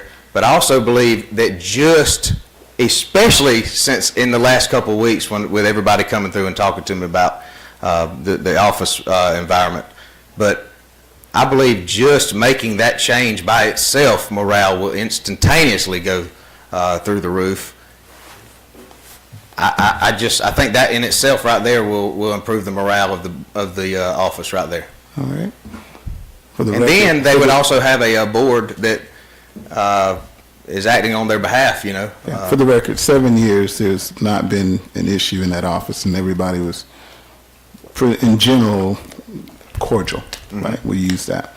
From a non-equalized property perspective, you can do a countywide reevaluation, or we could model inside of Wing Gap.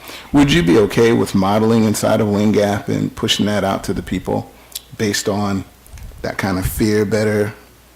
I think that's the easy button. I think if we're going to do something and we want extreme results, you got to have an extreme process, and that means that we need to go physically do that ourselves.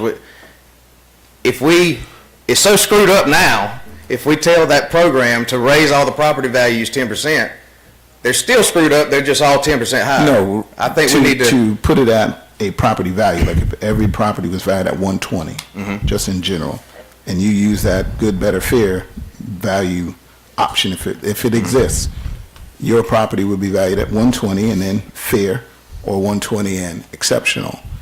Would you be okay with that? No, I don't care what it costed. I think that we would need to go physically do a in-person review of all these.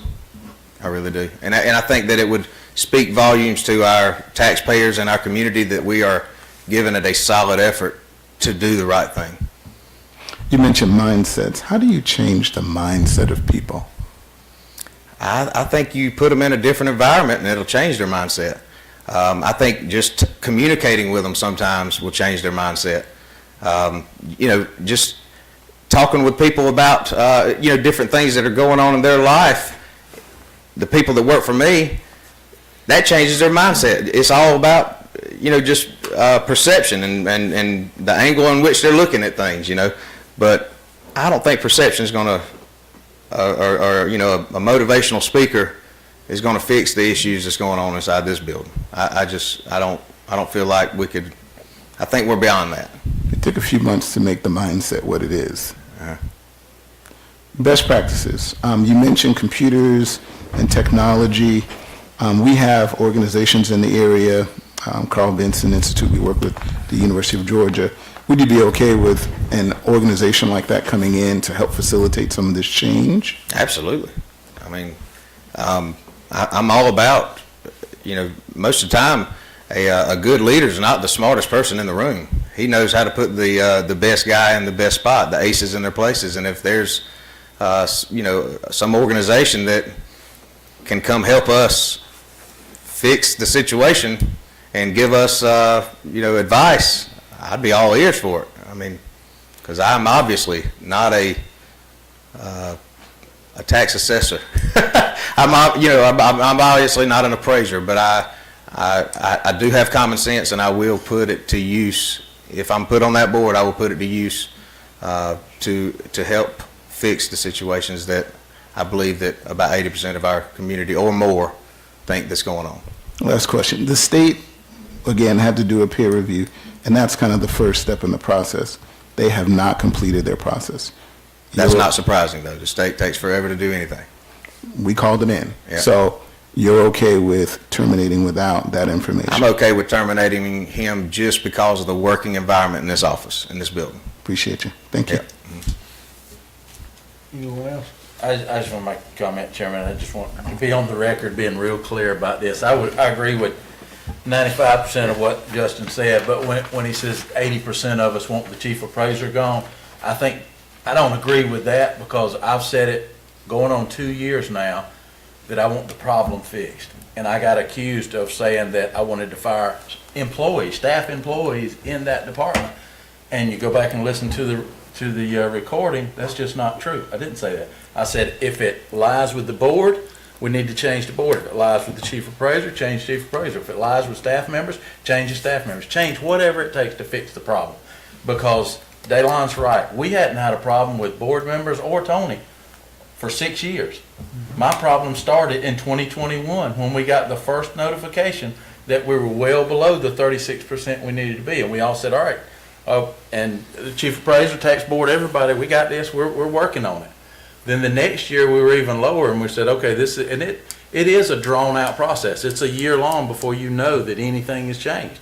And so we said in the second year that the state come back and said, you're way below where you need to be.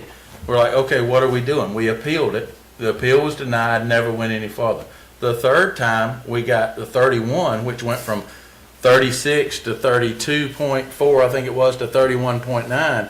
That was the 3-year period where we started recognizing there was a problem, really reacting to the problem, and then really drilling down on what the problem was. So I agree with the sentiments that a lot of people think the tax appraiser, the chief appraiser needs to be gone, and I think that's because it's a department head figure that they assume that the problem lies with the leadership, and usually the buck stops at the top. But it has to be drilled down to see what the problem is.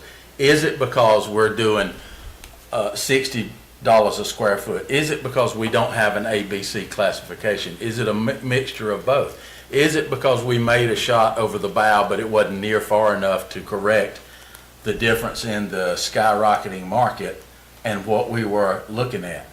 I'm going to say this. There's nobody more qualified to make those decisions, in my opinion, than the board members that have been trained and the appraiser's office, that's their job.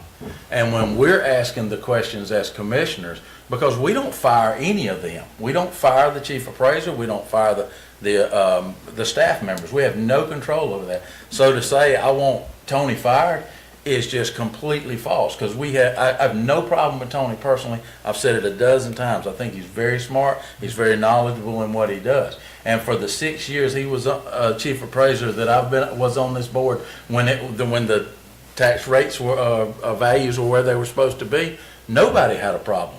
And when they started sinking, we started asking questions, and we started getting what I 100% agree with him was, we started getting deflection, and the lady that was here before, we started getting deflection, excuses, and finger pointing. And that's not what I was looking for as one commissioner. It was the reason why we are where we are, the solution not to be where we are, and the plan moving forward. So on every meeting that I went to that board and said, what's our plan? And the more I said it, the more frustrated I get. Now, we can go into all day long about how we got there, I will agree that the environment in that office was started when the problem started, and people were saying, how do we fix it? And people started choosing sides. How do you fix this? How do you fix that? Our values, our ratio values went down every year.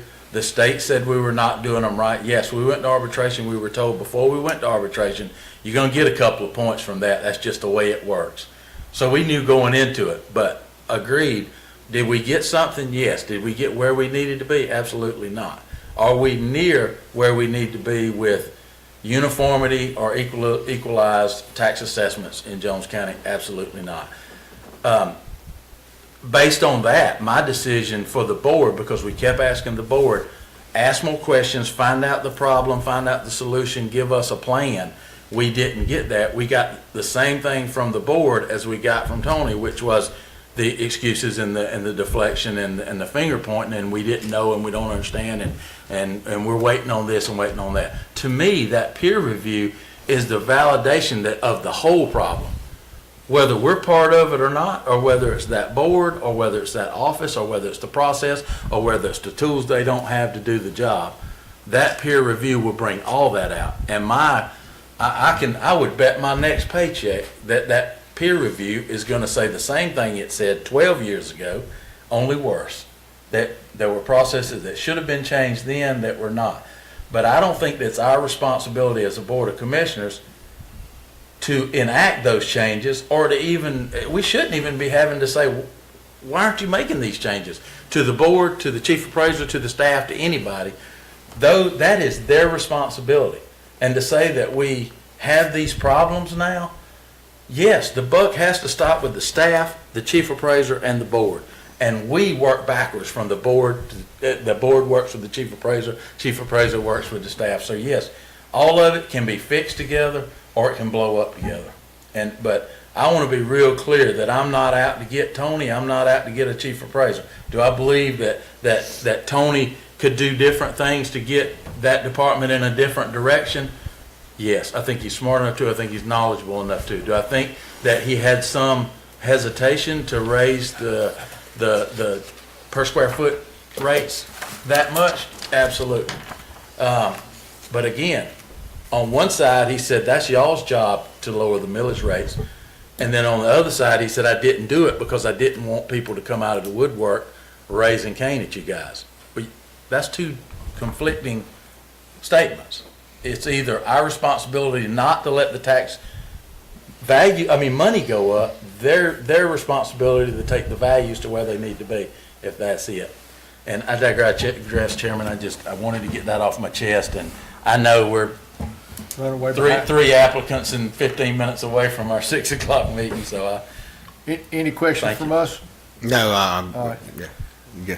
Y'all need to take a quick break before we ask Ms. Presley to come home? Sure. Getting fired up. Take a 5-minute break. Something, a 5-minute break? 5-minute break. And we're sorry for the delay, but I hope everybody realizes this is very important. Quick 5-minute, we'll resume.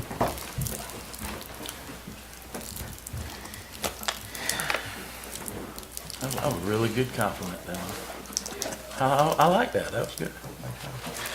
I was thinking, I just couldn't get it out quick. I knew you would. You want my job?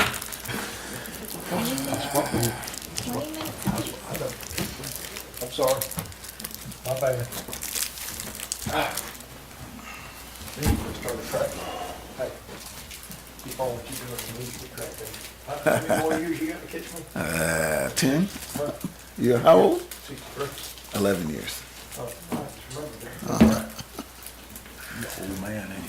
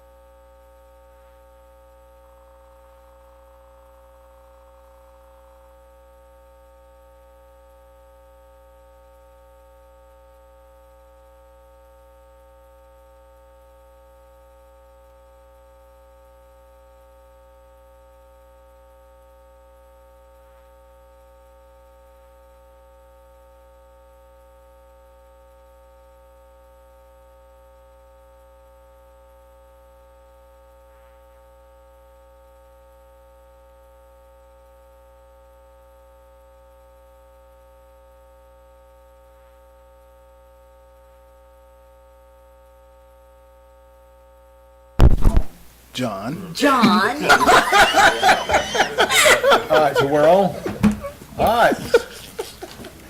Jason, So that power button. we got the power button.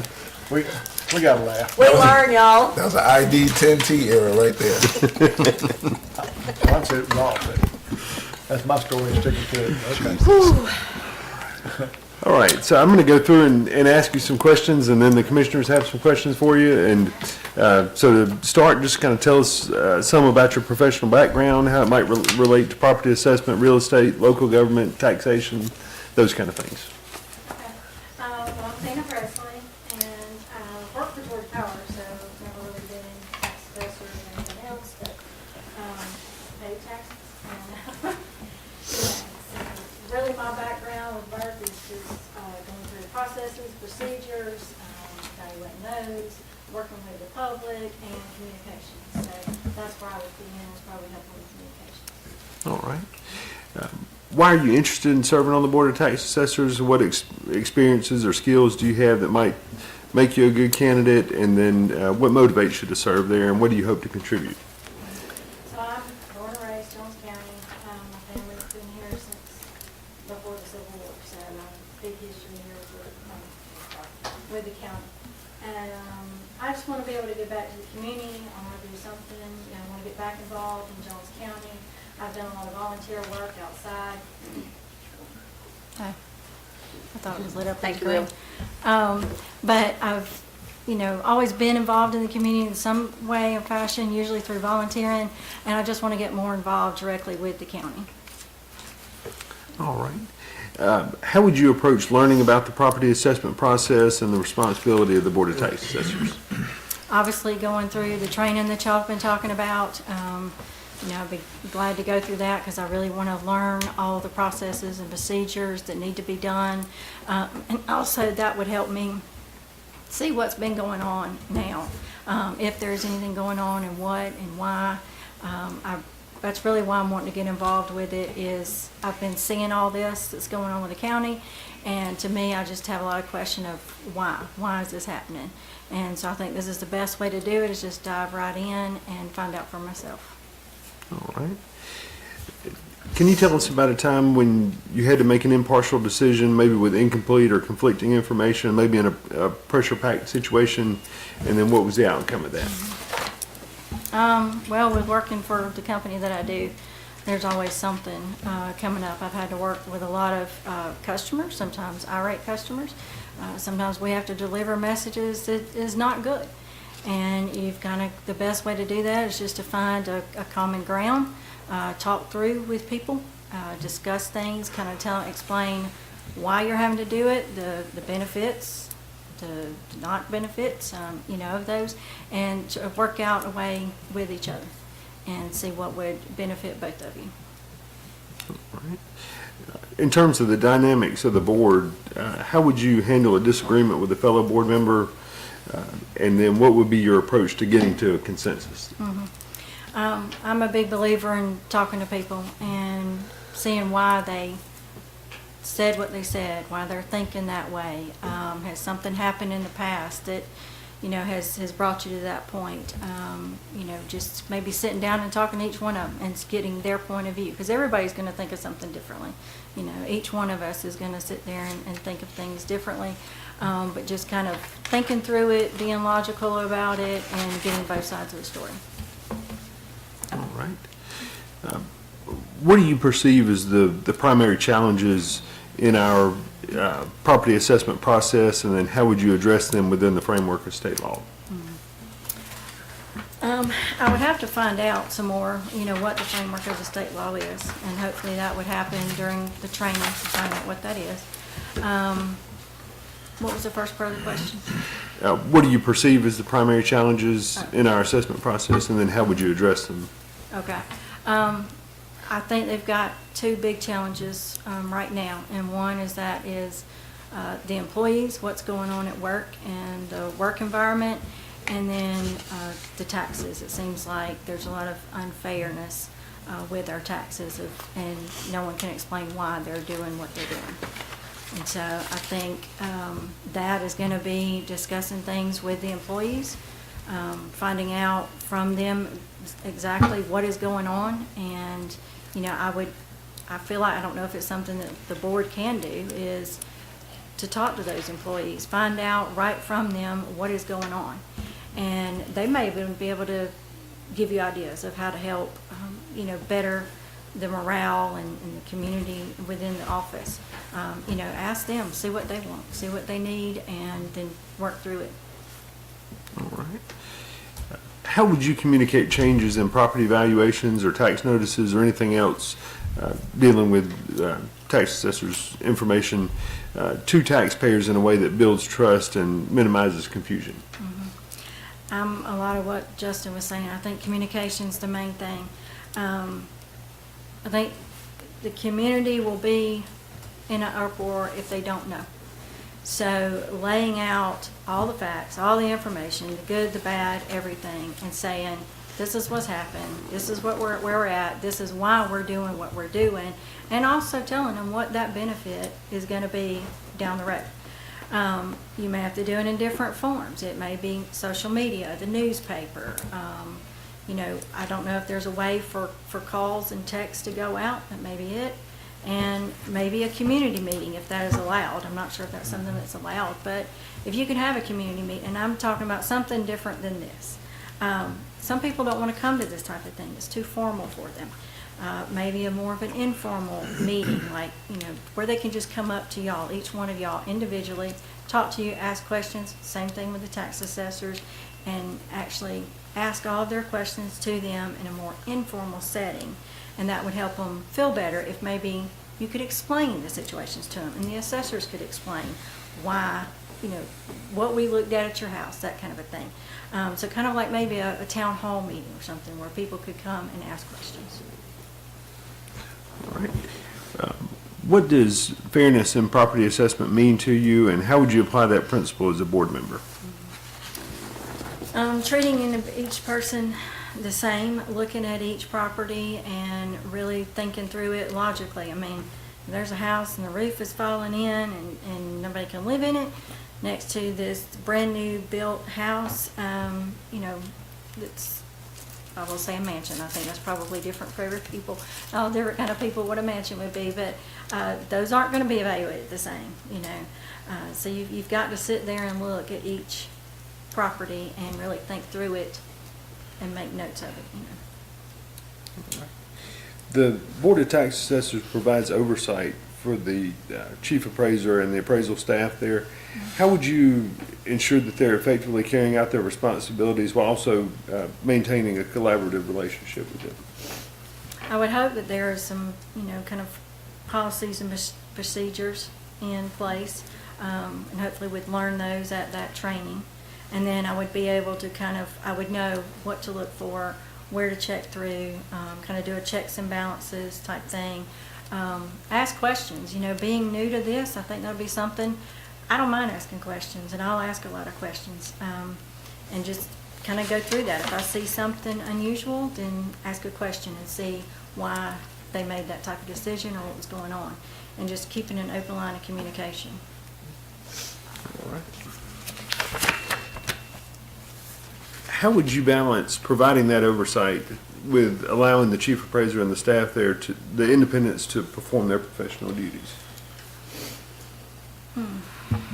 That's a tough one, because I mean, tax assessors, you know, I'm sure it's not a pleasant job because, I mean, you're pretty much, nobody wants to pay taxes. You're having to give them bad news.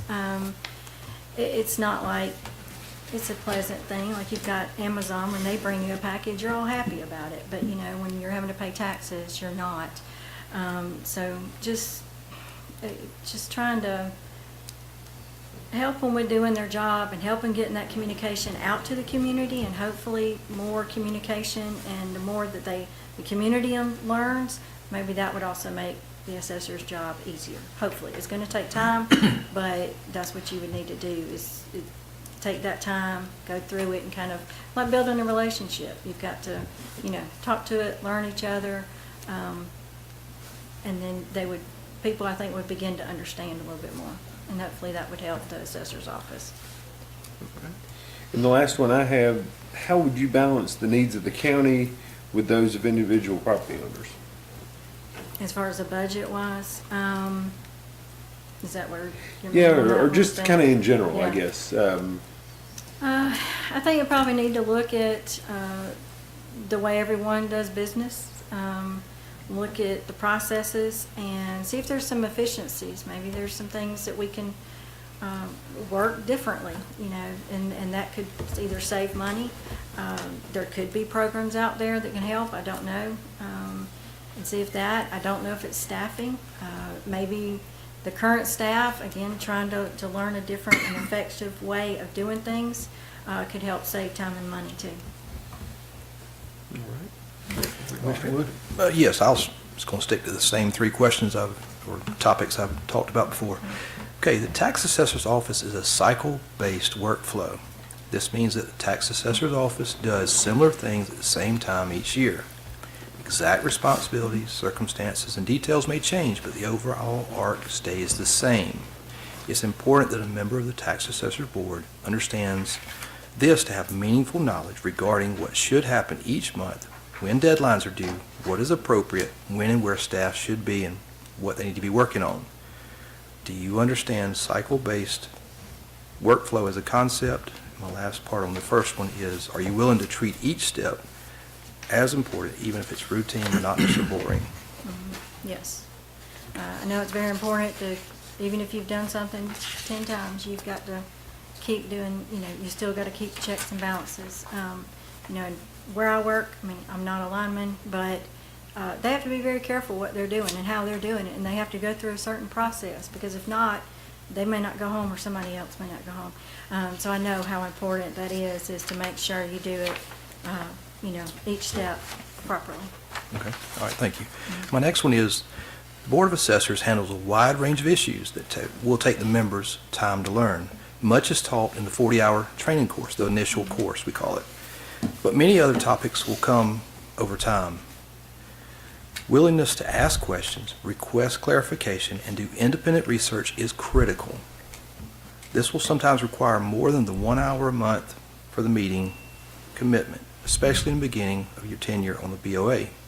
Will you be able to dedicate time and mental effort, not just to the initial training and monthly meeting, to understand the new material as it comes to you? Mm-hmm. Yes, I would, and I would, being new to this, I would want to learn as much as I could, and I would want to keep asking questions, and that may be to, you know, I have to find different people. I would actually ask probably different people the same question, so I could get different point of views also. Okay. Last one I have. The Board of Assessors member understand that their actions directly impact every person and entity who pays taxes in Jones County. Approving a CUVA, an exempt property, even a homestead, shifts the burden from one person or group to every other taxpayer. For that reason, Board of Assessor members need to be fully aware the impact of raising, lowering, or keeping values the same. All types of value modifications matter and should be taken seriously. Just kind of getting your thoughts on that. Mm-hmm. Yeah, I think you would have to kind of get the whole picture, you know, but you got to be fair at the same time. You know, you got to know that if you do something over here, it could affect, you know, another department or another part of the county. So you've got to look at that whole, the big picture of it, of, you know, if you do this, what happens and who does it affect? You've got to look at that also, is who all is it going to affect. All right. Thank you. Appreciate it. Commissioner Kitchen? Ms. Vaughn? Commissioner Martin? Yes. Hello. Hey. Who recommended you? Who I don't re- know. You don't know who recommended you? Did you get recommended? I had told people that I was interested and I want to get back involved with the community. And then I knew that this was coming up, so. Okay. You're in District 4, which is my district. This would be an unusual precedent because I didn't select you or recommend you, and I'm not really willing to vacate the person that's on the board. Okay. So it's kind of weird. Normally people talk to me and say, oh, hey, I'm considering a board position in your district, and would you mind? And I'm, sure. And then under other circumstances, it may be, oh, I know there's a vacancy in your district. Would you mind if I recommend someone? I'm like, okay, sure. So this is different. I don't know you, so it's not personal, right? It is a matter of procedure. So are we going to suspend procedure for the allowance of vacancies to be So- filled? There is a position at large, right? For the chair. According to our ordinances, it's not done by district. Well, historically, we've done it by district, so it's not by district. We're not going to do it by district, even though historically it's been done by district. So we're just filling 3 vacant spots. Yes. Great. All right, perfect. Processes and procedures. Obviously, you don't know what happens in that office, so it's hard to ascertain what processes and procedures are necessary to be changed. But we know one, and that's the fair evaluation of property, because property has not been equitably evaluated, and every person that's come before you has said that. Would you agree? Yes. Great. So the unfortunate part about appraisal is it's very subjective. And if you've ever had an appraisal in your house, you're like, wait a minute, I don't agree with that value, or yes, that's a fantastic value. But it's only good for the data that's written on. And then sometimes they'll make you pay an extra fee to, renew that appraisal amount. How would you go about determining if people in the office are accurately assessing properties? Are we allowed as board to look at that? Sure. That, I would, want to sit there and look at them myself and see. Awesome. Because as Kelly said, there are discrepancies on the commercial side. There's only a handful of commercial properties, so we can narrow down real quickly who did commercial evaluations. Yeah. Just saying. There's 16,000 parcels, but there's only a handful of commercial, and they're all almost in gray. So I would be curious to see how you handle that. Communications. The newspaper is present every meeting. Do you know if you're getting accurate information? You mean from the meetings, from the Correct. newspaper? Mm-hmm. Well, I know I am because I watch the meetings online. Watch the meetings online. And that is probably the most accurate way to get information. Correct. Yeah. There's no spin, it's hard cut. I It's see it for myself and absolutely. determine myself. With you as a board member communicating to the public, how would you do that outside of the normal channels? Other than people seeing the meeting, other than the newspaper, how would you communicate it? Kind of what I was saying earlier, if, you'll have to find ways. We're gonna have to get on social media. You're gonna have to do the newspaper. Because you do have, different generations here, you've got to communicate with people differently. Everybody likes to communicate differently. The younger group, they want to on that phone. And the older group, they want the paper. So you've got to find ways to do both of those. And I really feel like any kind of meetings, community things, something that's not so formal would really help this county. I like And the probably town. not just for the taxes, like we were talking about T-Splosh and everything else. There could be other ways that they could do that. I like the town hall, because in our district, we really don't have that medium to do that, even though some people would maybe watch my page or troll me maybe, but most people, I would say, don't, so they don't know what I might say or what how I might communicate that. They may rely on the minutes for the meeting, or they may tune in, which is good. Working with the public. In Gray, I'm sure it's a little different. They could meet you at Ingles or Dairy Queen. In our district, how would you get out to those people? You mean speaking with Yes. with the community? Mhm. You can go door to door, that's gonna take a long time. It's unrealistic too, Phone but calls, yeah, it is. I got yelled at about that in the meeting by Miss Bell. It is hard. If we can do any kind of mailings, that may help. You would have to do something where people's not gonna just think it's junk mail and throw it away, so you've really gotta think through the whole process of how you do that. But, that is something that I do in my daytime job, is communications of major projects that are going on with the company. So, we can figure out a way to do that for sure. Awesome. Top 3 things you would fix or change when you get in office, if you were to get in office. From watching the meetings, I can say that just from what little bit I've seen from the meetings, I have no interaction with the tax assessor's office themselves. The way that the appraiser talks to people and just talks in the meetings, I think it makes me suspicious that what people are saying and complaining about him is true because of how he interacts with folks. And I feel like he dodges a lot of questions, and to me, if you dodge a lot of questions, that makes me wonder why. I've never So- really seen him do that, but Yeah. I'm from Connecticut, he's from New Jersey, so culturally there's a difference in how we speak, and then of course if we're attacked, how we respond. Right. I'm not a Southerner, I don't respond very Southern, and he's just as bad. Yeah. So, So I feel like there is some kind of a morale problem there, and the things that I have, seen in the meetings, it looks like there is a problem, and would want to find out from the employees exactly what they're experiencing. So I think that would be one of the first things. And then looking at the property values and finding out why they're so off everywhere. I like that you asked the question why. I'm a facts-based person. I don't like making judgment calls, or just because my friend doesn't like you doesn't mean I don't like you. I need to Right. know why I should not like you. I'm going to see for myself, not. Absolutely. The reports, peer review, which is the state review process, has not come back yet.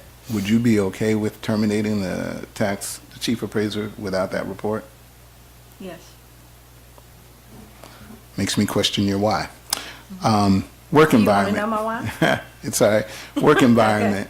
How do you improve a work environment with people that have been separated, right? There's a group here and there's a group there. How do you put them back together and hope that they work well?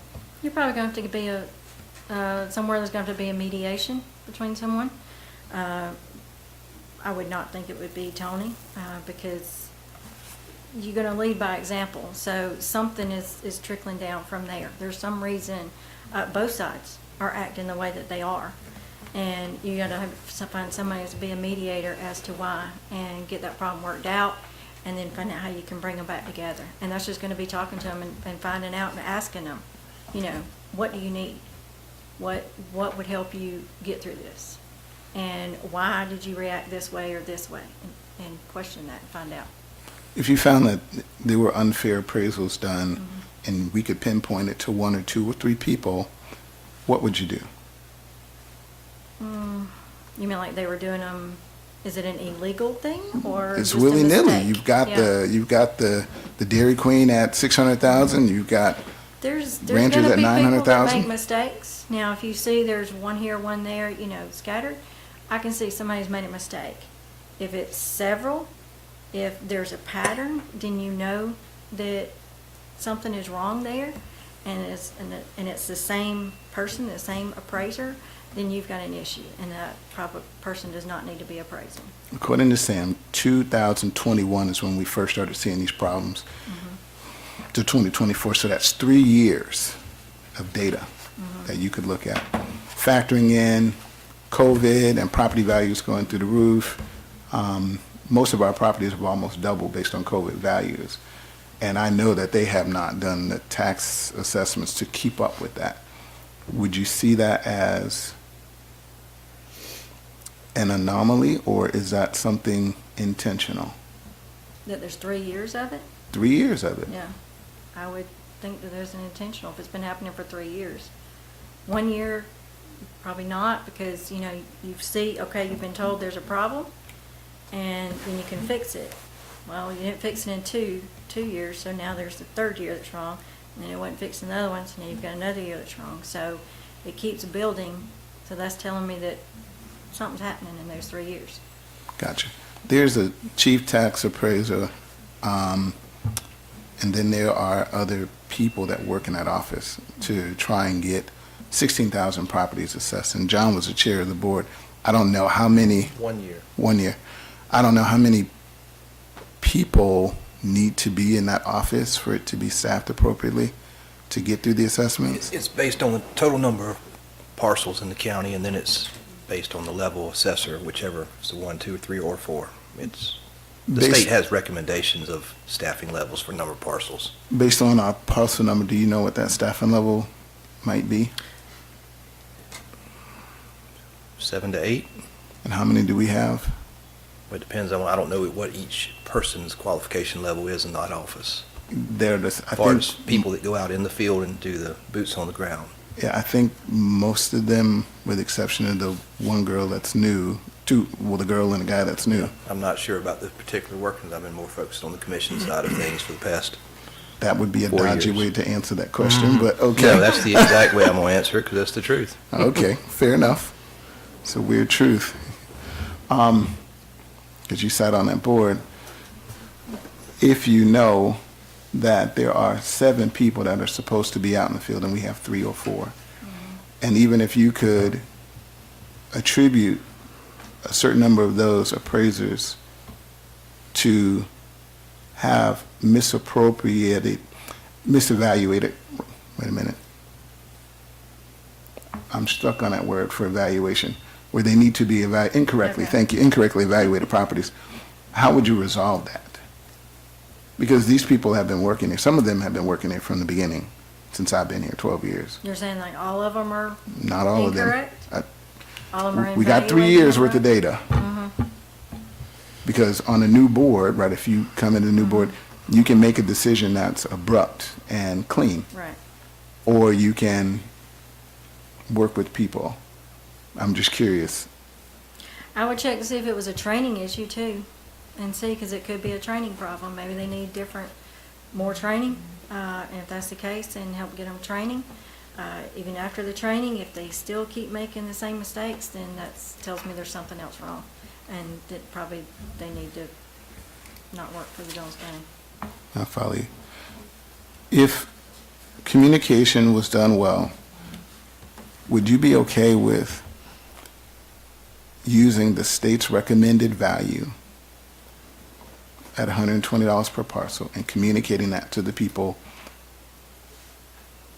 prior to us doing a countywide evaluation? You mean going ahead and communicating that it's going to go up before you're evaluating them? So we have the WinGap software, and he could go in and program $120 across the board, and that would be almost a state recommendation. Right. Would you be okay with communicating, us using that value and then communicating that out to the public? Just that and people not evaluating them individually? Correct. Yeah. No, I think you probably need to look at them, because if there's already a certain percentage that's too high, then you're gonna add 120, you know. No, it's gonna be across the more. board, 120. I'm programming that number in for every parcel. Yeah. No, I think they still need to be looked at. And you may could, for future reference, do both. Do the wind gap, compare that to what the people are doing, and then you can compare those two Awesome. and see where you're at. And Thank if you. you are doing it correctly. Thank you.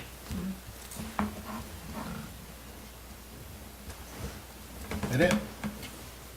Well, one more comment, Chairman. Oh, you're doing good. Oh, yeah, that's me. And it's gonna be a comment to my commissioner friend. From what I can tell, we've got 6 employees in that department, 1 chief appraiser, 3 appraisers, one of them who is fairly new, with less than a year, and then 2, the one we hired from Crawford, what, was it Crawford County? He's been here less than a year, right? So Bill and who else are the appraisers? Tommy. So he said 1 and 3 appraisers. So Bill, Tony, and Kim? Bill, Kim. Tommy, and Kim. Tommy and Kim, yeah. Okay, Bill, Tom, and Kim. And Tommy's the new one, right, yeah. Yeah. And then you have a chief appraiser who has got all the letters behind his name to be best appraiser of all. And then you have the one admin, and then the one that's been trained. That's, I think, been here And then we longer. have a D clerk. And then You're right, D clerk, So we got 4 that go out into the field right, and 1 that's kind of new. right. But my pushback on that is, we had 1 request since I've been here for additional employees. 1 request. And I think that is incumbent on that department head to fight for his needs, to communicate his needs to this board. Now, if he'd requested every year 3 employees, and we said, nope, nope, nope, nope, then that's on us. So I just want to be clear on that, because everything, I don't want it to seem one-sided, like he doesn't have what he needs. I agree he doesn't have what he needs, but he knows what he needs. The same when you're talking about how many people have assessed commercial properties. We can know who assessed. He knows that now. His board should know that now. He should know right now who has assessed what properties commercially. And if there's a problem with people coming up there and saying my commercial property A, B, C, and D is wrong and is furious at the counter, then maybe take a look at it and say, let me see who, well, there's 4 people that complained about their property. All 4 of those properties were assessed by the same person. What is he doing about that? And I'm not pointing this at Tony directly, but what would a department head do about it? If it were my department and the same person seemed to be an issue, I would address that issue, that person, with that situation, and either provide more training, coach them through it, figure out what the problem is. Is it the system problem? Is it all this? So, and the other part of that is, even with one, if it's the same person doing the assessments, there's ways in the system to manipulate the system so that the value is the same. I'm not saying doing anything wrong. I'm just saying the system allows that. But there's one department head. And I don't want to sound like I'm blaming, but one person has to be responsible for that. And if it's their staff that's doing it, that's the process to correct that with that department head and that staff. And it didn't become I don't want to say a volatile situation, but it didn't become a tough place to work. Everybody in that department has said that until 2021, when we started seeing these problems and we started asking questions, and the response we got was, we're doing it wrong.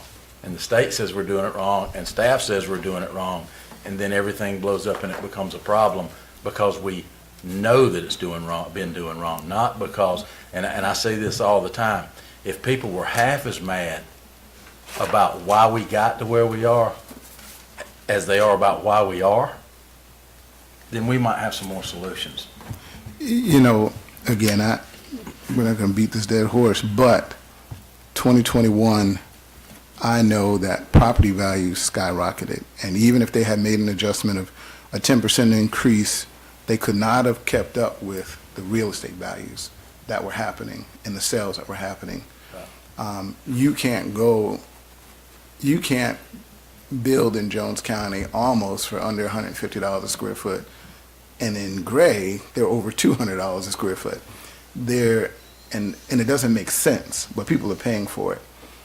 Tim Andrews even said, you know, there was a piece of property that they paid $900,000 for. And we're looking at it like, well, I probably wouldn't pay $900,000 for it, but he could. And because people who can and they want to, they will. And that, in my opinion, has led to a lot of the discrepancies in the valuation of properties. It started in 2021. We know that happened. John, I don't remember what year you were the chair of that board, but some of this stuff you could see and some of it you didn't know or had no reference point for seeing it being different. I don't think that your board with your group knew that this was a problem, because I don't think it was a problem. Our sales ratios were in compliance. What year was And that? we asked questions whether sitting in my computer at my office and after a meeting, and I would go, and I'd call Atlanta. What year was it? I was appointed in 17. I came off in November of 20 when I was elected. So they were in compliance in 2020. We were in compliance. Right. But I would ask questions in Atlanta, many questions. And they in would one give me year, answers. they went crazy. And again, I'm attributing that to the explosion in value. Yeah, no doubt. Not to, and I don't know how many employees have left since 2020. Well, you've lost some valuable long-term knowledge out of that office, but you've got to have boots on the ground in the field Correct. doing effective evaluations. Because I would like to ask the question, it's outside my realm and outside my lane, but how many completed permits have been evaluated for going live for January 1st, 2025, to be added to the tax rolls in the mailed out valuations? That's a good question that hasn't been asked. And I don't know if the staff's been allowed to go and evaluate properties. They've been told to work in the office. And you got a divided office now, and that doesn't serve the public well. That office has got to get back together to serve the taxpayers in Jones County. I agree, and I think you know more about that than any of us because you had first-hand experience on that board. When we talk about the wrongdoing, and I'm sorry, you're in an interview. You're fine.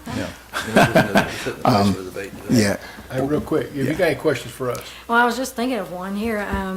Has anyone talked to surrounding counties, and I mean local counties, not in Atlanta, because of course Atlanta's going to be totally different from us, but kind of talk to them, Putnam, Twiggs, Baldwin, any of those to see, are they having the same situation? Because obviously the housing rates and things would have gone up for them too. There's 40 So are other they- counties that had sales ratios below the state recommendation. Where are and- they located? Are they here or? State. There are, out of 159 counties, 40 of them were lower than the recommended state. But what we didn't analyze, How there many are several years? of them that are in the same situation as us. They're in their third or fourth year that have had a problem even before what I would agree with, the housing market was a problem. I think how we addressed that housing market was the problem, where we manipulated numbers to get to where we were. Not everybody sold their house in 2020 and 2021. Yes, I sold some property in 21 and was very happy to sell it for that, a lot more than I bought it for. Very happy to do that. That does not mean that that property was valued at that, and it's not valued at that now. It was valued at that when I sold it. But then the next year, and I think that's part of the problem, is we don't correct that huge spike, because whether it's manpower, whether it's process, whether it's equipment, or whether it's software, we don't get back to, there are parcels that we all looked at, that have not been revalued in 7 years. Yep. And the state recommends every 3 years. If you told me today that is a personnel problem, we don't have enough people to do it, I would buy it all day long. But that's not what we were told when we were asking the questions, that I don't have the people. You know, and I'm not going to defend him not asking for people, because as a department head, you know, you should know, right? We also know department heads have been reluctant to come and ask for certain things. We have the same department heads that ask for stuff because they know that they can't ask, or they don't know that they're not supposed to ask, right? The old way. But there are some department heads that will not come forward and ask. And we have made recommendations like, hey, you need to put a number 2 in your department. I know I've said that to the water department and so on. So we have the ability to influence staffing, whether somebody requests it or not, just like we have the ability to influence what happens in the department. Reappointing this board is direct influence by us in that department. So we could have intervened at any point, is what I'm saying. You probably knew a little bit more about it than you, because I can honestly say I didn't pay attention that there was something wrong. And at that point, I think we should have intervened, right, and not 3 years later. And again, I've always said that it's all of us that had a responsibility in making sure that it was done right, and that's everybody that understands, Jason, Levita, Brian, because we all saw the numbers and we're like, hey, what's going on with this? And this isn't right, you know? So with this board, if you're selected, again, I hope that the why part that you really talk about is what you drill down to, because I think we'll get to the answer so we can fix the problem. Because right now, there's a lot of conjecture about what the problem is, and nobody really has hit the button on what it is. And it's not just an individual. It's individuals, it's a board, and it's a process. Any other questions? It's been a long afternoon, but thank you. Yeah, I think I'm good. All right, Thank thank you. y'all. Thank you. Ms. Honor? Thank you again.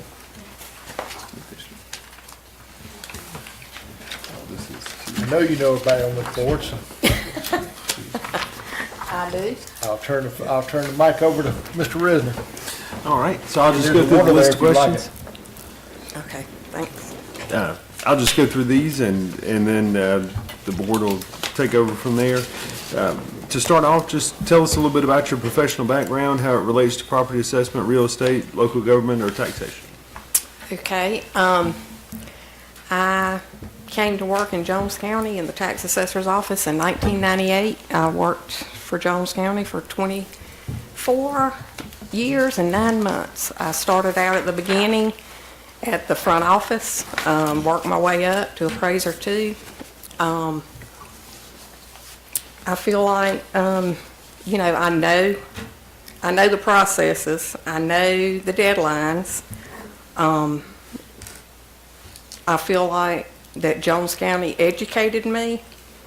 The taxpayers of Jones County sent me to school, paid for my training, and I feel like that I can contribute. All right.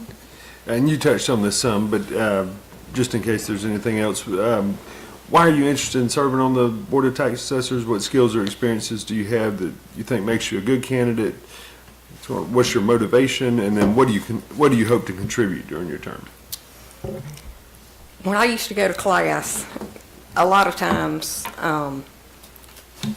Jones County's material would be the example that the instructor used.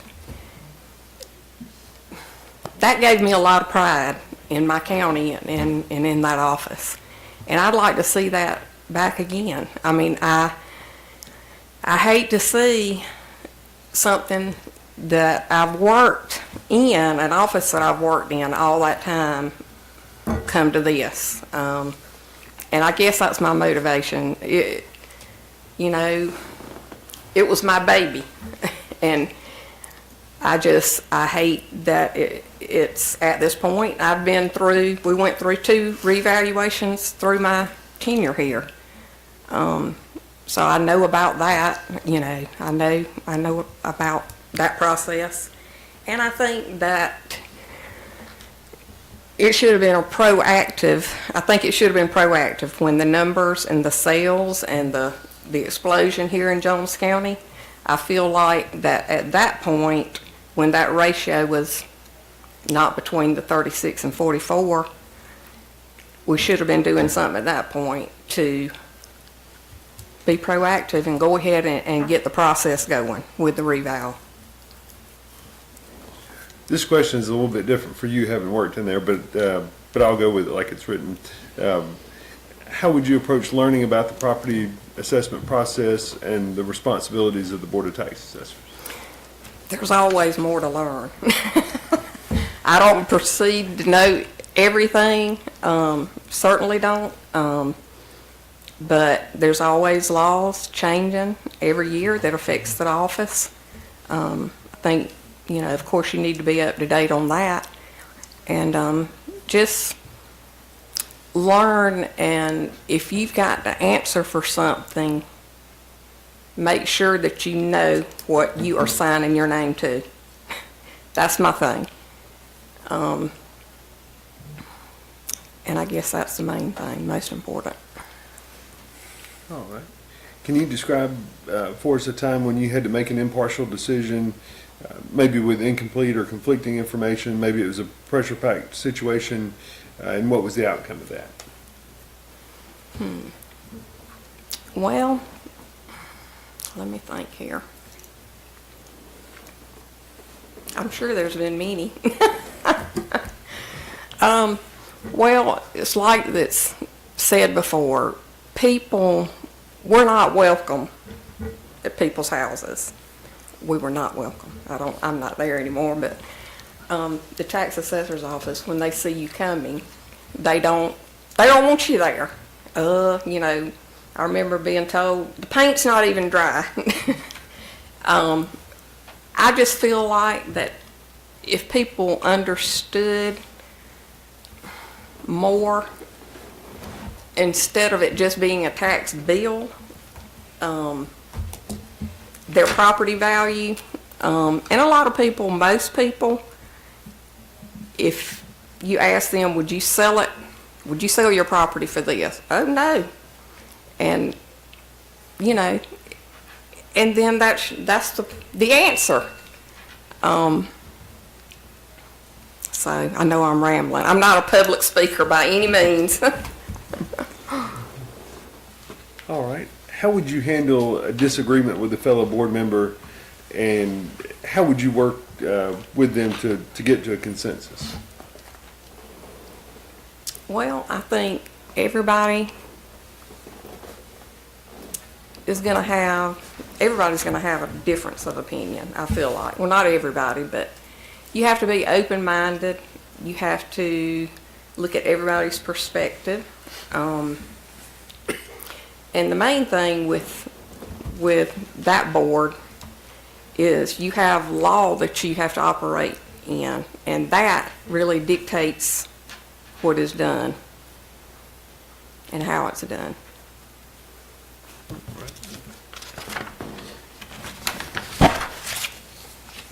What do you perceive as the primary challenges in our property assessment process, and how would you address those challenges within the framework of the state law? All right, say that one more time. So what do you perceive as the primary challenges in our property assessment process, and then how would you work to address those kind of within the confines of state law? Well, of course, the biggest challenge is the market, how it goes. I've seen it where it bottomed out, and then, you know, people are paying double and triple. So you got to be proactive. You got to go out and you got to look at everything individually.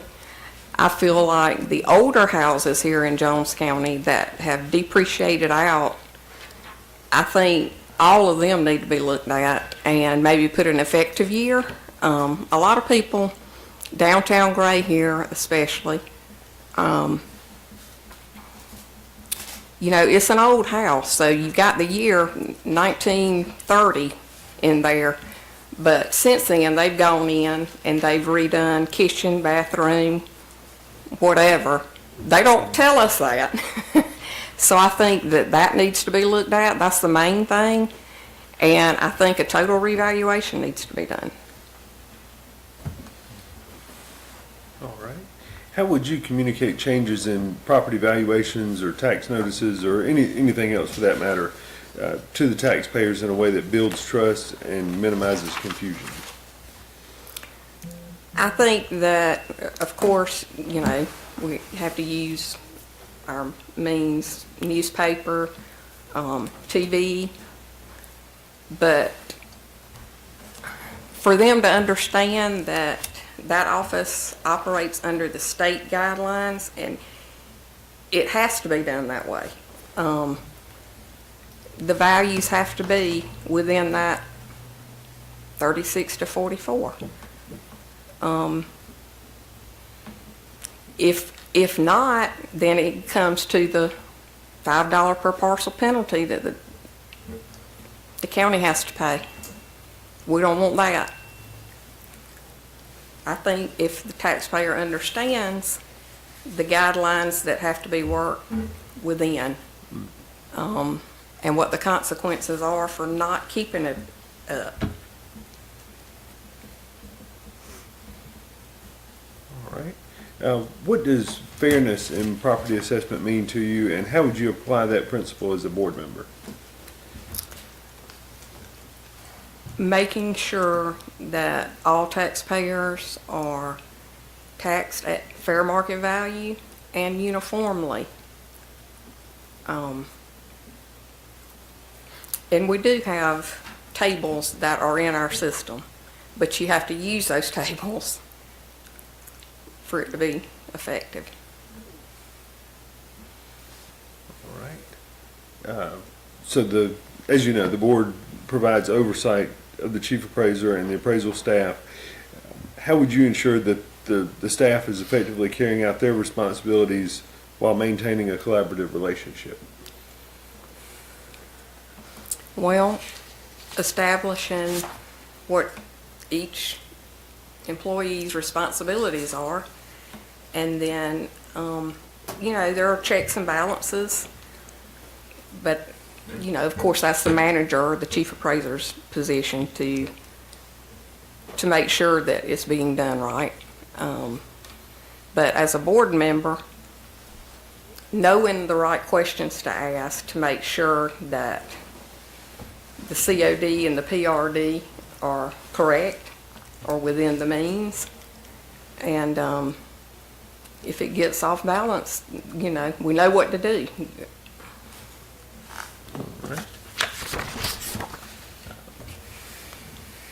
How would you balance providing that oversight with allowing the chief appraiser and the staff the independence to perform their professional duties? Okay, say that one more time. So how would you, we talked about the oversight that the board provides for, that the Board of Tax Assessors provides for that office. How would you balance providing that oversight with allowing the chief appraiser and the staff the independence to kind of do their professional duties, their daily responsibilities? Well, when you're put into that position, once you're trained, that is your responsibilities. Ultimately, the big decisions are made by the chief appraiser. And then it, of course, goes through the board, and I don't know if I answered your question. I'm not a public speaker. No, that's right. The last one I have is just kind of in general, how do you balance the needs of the county with the needs of the individual property owners? Well,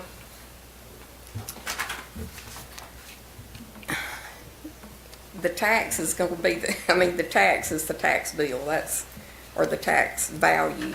We don't, or that office doesn't.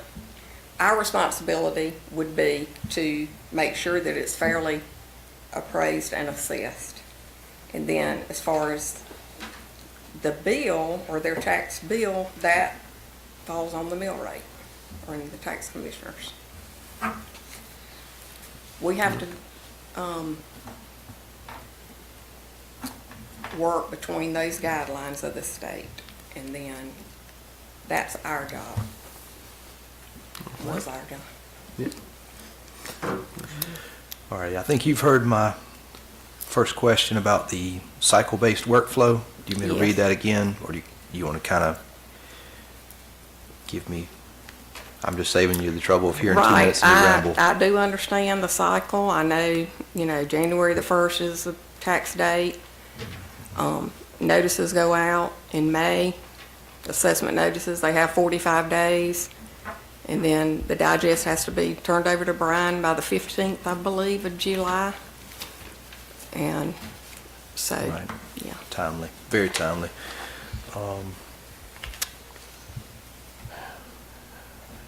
And the second question was more geared towards somebody that's never had any tax board training or anything like that, but you're what I'd say a seasoned in that office. Do you feel like you have the time and the availability to serve on the board? I do. Okay. And the last question was about the direct impact on every taxpayer in the county. I'm just saving, because I know you've heard this probably 3 times already in the last hour, so. All right, I don't have any more questions. Commissioner Kitchen? Ms. Fine? Well, I do have one question. Were your evaluations when you worked for the tax assessor's office, did you ever have any kind of discrepancies or anything on any of your, Well, there are always people that are going to appeal, but, on your work performance? oh, no. Mm-mm. I always had good performance. Okay. Reviews. Commissioner Martin? You Yep. I'm done. Oh, okay. Cool. Appraiser 2, what does that person do? Yes. Me, I'll tell you what I did. I was responsible for property splits, property combines. That's, you know what that is, combining or splitting, and getting that to our mapper so that can be reflected on the maps. I was responsible for getting the new construction permits, and I went out and measured new construction and put things on at a percent complete at the end of the year if they were not 100% complete. And I also did business personal property, not the boats but like the rock quarries, businesses, their personal property. Gotcha. Can you help me understand, and your questions are going to be a little different than everybody else because you worked here, how a property can go from that 25%, when does it get reevaluated back to 100% when it's complete? When does that happen? Okay, the valuation date again is January the 1st, so it's how that property stood on January the 1st. Correct. If somebody got a permit in July, we went out, measured it, but they didn't have the cabinets or, it wasn't complete. Yep. We have a form, we had a form, I keep saying like present tense, but 25 years. But anyway, there's a form that has a checklist, and everything that is complete, you check it off, and it automatically gives you a percent complete. So you put that percent in WinGap system, and it comes up with that percentage of value. The next year, you go back and you look at it again, you take the picture, and you look at different things. Do they have built-ins, or is it just Did you always go back to make sure it was complete? always? Is there ever a case where somebody doesn't go back to complete that process? I wouldn't think so. I mean,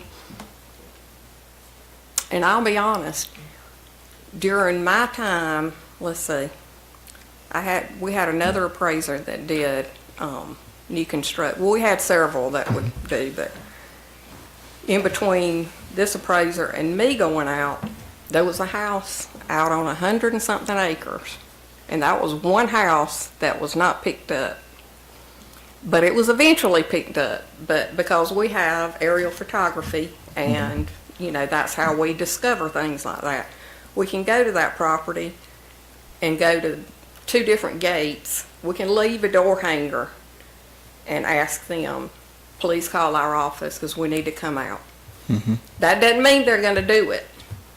So we have to go to aerial photography and make sure yes, there is something there, because we've had some that didn't get a permit at all, and we'd find structures. But And how long does it take you to find a structure? usually with the aerial photography, it may take a little, probably in the second year, I would say. And it may not have even been complete, but I know that one out there. I didn't go to it. Some of the other appraisers did, but I can't remember. I think it was a pretty big house. Do you recall any properties that have not been on the tax rolls for an extended period of time beyond 2 years?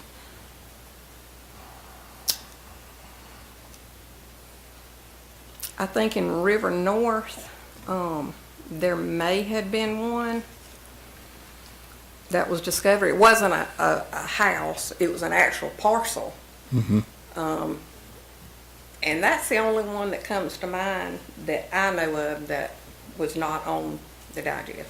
I hear tales of a story of a guy who has not had his property on the tax roll for over 7 years, and he kind of laughed when he got caught. Was that in River North? I'm not sure. I just hear tales. Well, they went back 3 years, I'm sure, and got 3 years of it. So when you mentioned being proactive, did you all do your reassessments every 3 years? As time permitted, we had one person that went out and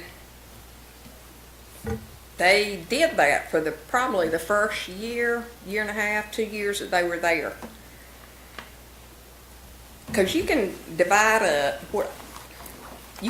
the county into like 3 sections and do a third every year. Yep. You're done. And yes, it has been done. When did that process, did it ever stop while you were here, or when did it change? Because it did stop. When did it stop?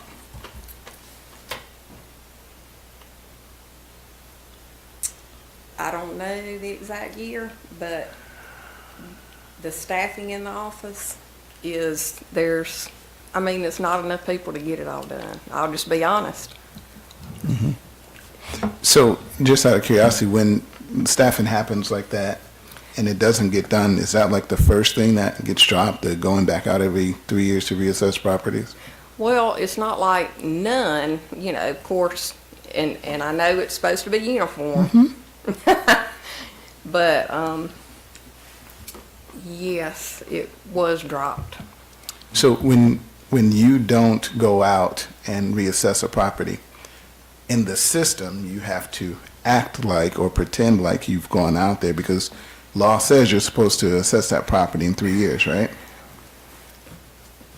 You're supposed to look at it. Look at it. You're Yes. supposed to look at it. But if it's not looked at, you have to act like it's looked at and make the adjustment. I don't think it's messed with. It would be just there. Like I said, the older houses, they need to be looked at, but Do you recall an occasion where you guys chased sales? not personally, but I know it's been done, yes. Just out of curiosity, if something had been done in that office and was wrong, how come whistleblowing didn't happen earlier? Me personally, I'm not a drama person. I made suggestions. You can lead somebody to water, but you can't make them drink. So my decision Fair enough. was based off of that. I decided to walk away. Amen. When you were here, you said you did 2 reevaluations. Do you remember what years they were done in? I remember one, I think, was in 2007. And I remember a peer review we also went through. I remember that. But What triggered your peer review? who did it? Who or what triggered the peer review? We had a taxpayer that complained real loud. And that one taxpayer, I believe, is what got that. 2007. And then the next one, I can't remember. I can remember the 2 people that did it. I know Melzer and I did it one year, and then Christy Reese, who is Greg Reese's wife, did. and she no longer works here, right? Well, it's an outside firm. Okay, outside. Yes. Gotcha. But do you remember if that was like 2010, 2015? I know one of them was 07, I believe. I'm pretty Okay. sure. And I think that peer review was done around that same time. Gotcha. And y'all have been understaffed for as long as you can remember. And I can say this, I think some people in that office are very overworked, and then I think some are not so very, not so worked. It's just, I think that could be done better, the distribution, which I know that some jobs can't be done by anybody but an appraiser with an appraiser designation. Gotcha. When you look at challenges, and that's one of them, what other challenges would you see and try and fix in your first 100 days? What are the top 3? Definitely the personnel problem in the office. Everybody needs to be able to work together. And of course, the revaluation needs to be done as soon as possible, or it started, contracted bids. I feel like, this is my own thing, that people need to be cross-trained somewhat, to a somewhat degree. My last year in there, my mother was sick and down, whatever, before she passed, but that was a big strain on me because I felt torn. I wanted to be doing my work and keeping up with my work, but I also wanted to be with my mom. So I suggested that, and it was, some of that was started, cross-training, just so if something needs to be approved before the board, somebody else can go in there, they know enough about it to answer the questions and present it to be approved. I think that would be a good thing. Since you operated the system, is it as simple as going in and using the state recommendation of $120 a square foot and plugging it in? If your information, your data on all your parcels are correct, yes, you can do that, but it's not, the information is not correct in the computer. If it was done like that, yes, you can do that. Information, what other information other than the square foot price? Well, I don't know how to explain it because of the technical part of it, but Just yes. pretend I'm smart and I'll get it. Just like before, if he went in and did put the 120 on there, then the overpriced property is going to be even more overpriced, and then maybe your lower price might be about right. It's just, it's So not going to be. I can't plug in 120 and no matter if it's 2,000 square feet and 2,000 square feet, it's going to be the same? What do you mean? So again, if there's This a, price is overpriced and this one's, we're operating off a square foot only. There's a lot of factors that go into that. There's square footage, there's condition, there's what type roof, what type foundation, Very good. flooring.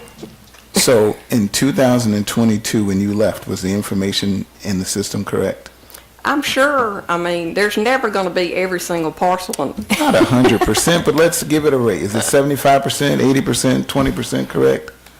Because you were here. That's why I'm asking you, because only you would know. I didn't see those numbers. That's not, I mean, my job was to go out, pick up, come back, enter data. You were key in that. You put in the data. You yourself put in the data. I did, but I don't know what percent, because that would be the overall picture. That was not within my realm. So if the data in the system is correct and a number was manipulated to adjust value, if the data was correct, could we get a correct outcome? All right, say that again. It's okay. I'm okay. I want to answer your question. I got you. I'm saying if you input the data correctly, because you said you don't do anything with the values later, if you put the data in correctly, and let's say hypothetically, people put the data in correctly on the properties they went out to see, and he put in 120 as a square foot price, would the answer be correct? If the data on the On inside- that one, yes. Okay. So in 2022, would you say most of the data was correct or not? I think a lot of overrides were on, and so no, it So wouldn't be correct. I think we had, 300, 400 overrides? More than that. How much? 3,500, I thought. 3,500 overrides. Okay, I'm sorry. 3,500 overrides, Right. which is, That's outside your 5% allowed. Right. Right. It's over the 5%. why would you need to do that? I'm gonna be honest, I put 2 overrides on the entire 24 years I was, or 20, almost 25. And I can remember exactly what it was. And I remember putting a note on my computer, because we're taught you don't use overrides unless it's something that's out of the ordinary, and that's the only way you can do it. And I think I used one that a property was on the city-county line. The house was in the county, or vice versa, I don't remember. And I had to put an override on that. And that was the only way to have the value correct, was to do it that way, split it. Gotcha. But no, you do not use overrides to get a value where you want it. Gotcha. I got one more question. You were, I think, put up to be on this board some time ago, and there was an issue with a question of whether or not you modified your son's record. Is that Is there some truth to that? What is that about? I can tell you, I did not modify my son's record, and I will put my hand on whatever. I've always made it a policy in that office that if anybody that is kin to me, I do not put the value in that property. I don't, just for that reason, I let another appraiser do it. Now, I think when they were building, I may have went out with the appraiser to go measure it. And I may have, I don't know, I may have entered the sketch, but the final value was not my final value. It was from another appraiser, because I don't do that. I got you. You should recuse yourself, absolutely. I got a question, and I need you to verify this, because I don't know what I'm looking at. Okay. What is this?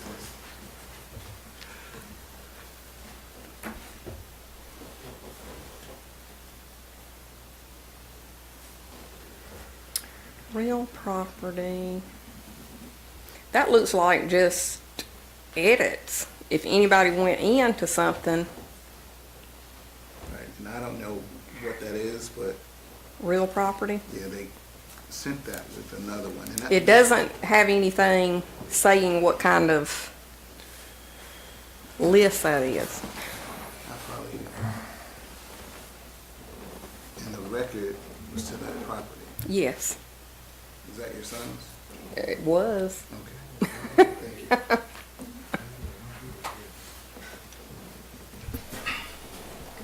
Anything else? Any questions for me? So, Oh, go ahead. I got a comment. So the question you were asking was an override or a lift or something to do with her son's property? Yeah, for some reason, there's an issue that was brought up, I think when she was almost going to get on the board some time ago, it might have been a year ago or so, and they said that she modified records, and I wanted to see it because I'm not going to operate off of information, make it make sense. If you can see that record, Did you say there was an override on it? I asked, did you modify the record? Because if it was an override on it, I can tell you about when it was put on there, when it's sold. But I guess my question is, and I want to be real clear, because we're getting into the point of accusing people in here and all this. Not accusing, no, I'm not saying that. But the accusatory insinuations from people when we were talking about putting her on the board before, saying that she modified her son. There is one person in this whole county that could absolutely look on that computer right now and tell you all that information.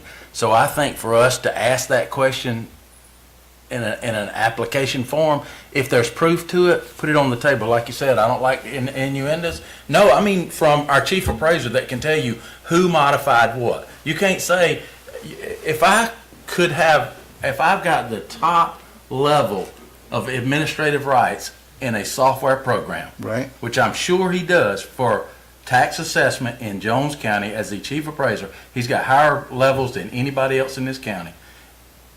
You wouldn't agree with that? I would agree, but all I did was ask her to verify whether or not she changed But that information. what I'm saying is we there. hadn't asked him if that was true. If that accusation comes out, we hadn't asked him if that's true. She was here, so I asked. I didn't see any problem with it. And I'm okay with her answer, as long as that's okay. I didn't have any problem with it, because I didn't ask it before. I don't take information and just carry it. I gotta verify it. Okay. Thank you. Anything else? Any questions for us? I don't think so. All right, thank you. Thank Appreciate you. Thank you. I'm so sorry to be this late, Mr. Rubin. You've been patiently waiting back there. I'm sorry? We Need can your skip, number 2 pencil, you thank can you. skip the question of are you really wanting to be on this board? Are you Do dedicated? you know what you're getting into? Said, do you know everybody on this board? Pretty much, yeah, except for Mr. Martin. How you doing? Nice to meet you. Good, nice to meet you. All right, I'll turn it over to Mr. Rubin. If you If need a water, right in front of you, the water. That's all we All right. To start off, just tell us a little bit about your professional background, how it might relate to property assessment, real estate, local government, taxation, any of those type of things. Just on the paying side of the taxes, and owning a business for the past 18 years, and just keeping up with what's going on in the county and dealing with people, the public. All right. Why are you interested in serving on the Board of Tax Assessors? What kind of skills or experiences do you have that might make you a good candidate? Talk a little bit about your motivation and what you hope to contribute. I probably don't have any skills that could contribute, but other than just dealing with the public and wanting to serve, to help with checks and balances, because it takes people that's willing to sacrifice their time, like tonight, to actually participate. All right.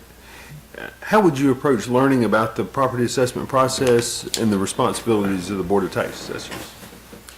I'm familiar with the process. Like my mom is the tax assessor, so I know I'll be going to classes and learning, but I do have somebody to elevate me to any questions I might want some real world experience insight on the books stuff. All right. Can you tell us about a time you had to make an impartial decision, maybe one where you had incomplete or conflicting information? Maybe there was a pressure-packed situation, and what was the outcome of that?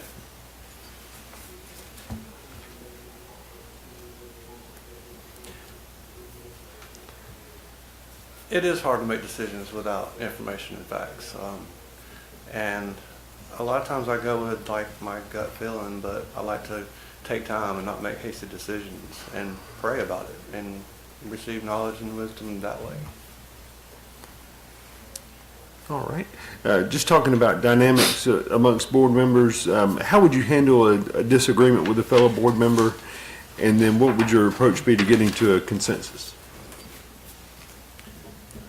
I kind of agree with, all the other applicants about just talking it out and getting people's perspective of why they're on the side that they're on and how they're viewing the facts. All right. What do you perceive as the primary challenges in our property assessment process, and how would you address them within the framework of state law? Like I said, I have no inside knowledge at all. All I know is what's going on in the public, and you can believe about half of that. You don't know what's true and what's not. But I do know that there's some issues, and it seems to be ongoing. So I do agree that we need to find out what's going on and try to make some decisions, try to correct the problem. All right. How would you communicate changes in property valuations or tax notices, or really anything else related to that office, to the taxpayers in a way that builds trust and minimizes confusion? I like the transparency thing. Definitely communication is the key, and definitely the different forms of communication. I really like the town hall. A lot of people talk about wanting to know what's going on, but they'd never show up here to actually find that out. So yeah, the social media, the newspaper, we need to use all avenues to reach everybody, because there is such a gap of information gathering by the citizens. All right. What does fairness in property assessment mean to you, and how would you apply that principle as a board member? I think the only way to be fair is to actually go out and put eyes on the different parcels, and not just go by what's already on the books. Like, there's so many changes that could have been taking place, and the neighbors see it, and they kind of know what each other's paying, so they're the ones that get upset about it. But if we never actually going out and putting our eyes on it to know, we won't understand where they're coming from. All right. The Board of Tax Assessors provides oversight of the chief appraiser and the appraisal staff there. How would you ensure that the staff is effectively carrying out their responsibilities while maintaining a collaborative relationship? I think communication is key there also, and making it a comfortable environment for people that would want to speak up and not feel threatened. So a comfortable environment to communicate with would be the key, I believe. And then how would you balance providing that oversight with allowing the chief appraiser and the staff to do their day-to-day professional responsibilities? Kind of like what Sam says. I mean, if you're the department head, you know it better than anybody, and that's really your responsibility to request what you need and to work those things out.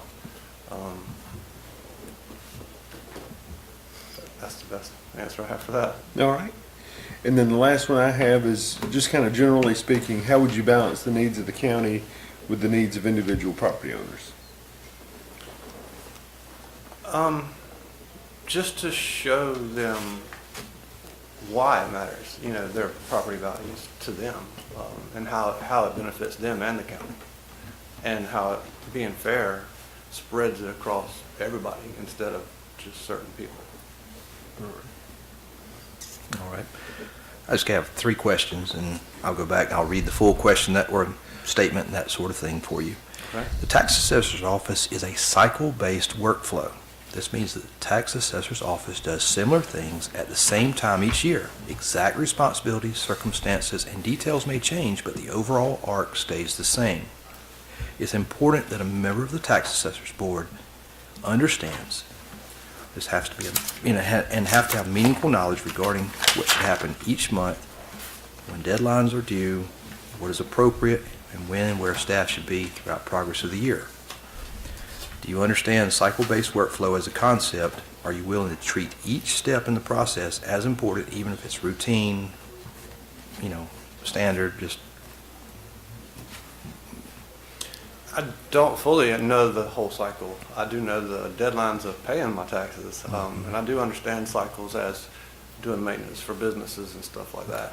So yes, I think every part of that cycle is very integral and important. So I would want to learn as much as I can to help focus on that. Right, you can't get them out of order. You got to do, if Right. it says do this first, you have to do that first before doing this. That's correct. All right, my next part, the Board of Assessors handles a wide range of issues that will take the members time to learn. Much is taught in the 40-hour course, the first course, but many other topics will come out over time. Willingness to ask questions, request clarification, and do independent research is critical. This will sometimes require more than the 1 hour a month commitment, especially at the beginning of your tenure on the BOA. Are you willing to dedicate time and mental effort, not just to the initial training and monthly meeting, but to to understanding all the material? Yes, the time commitment will be a sacrifice, and I'm willing to learn so I'll understand my own taxes.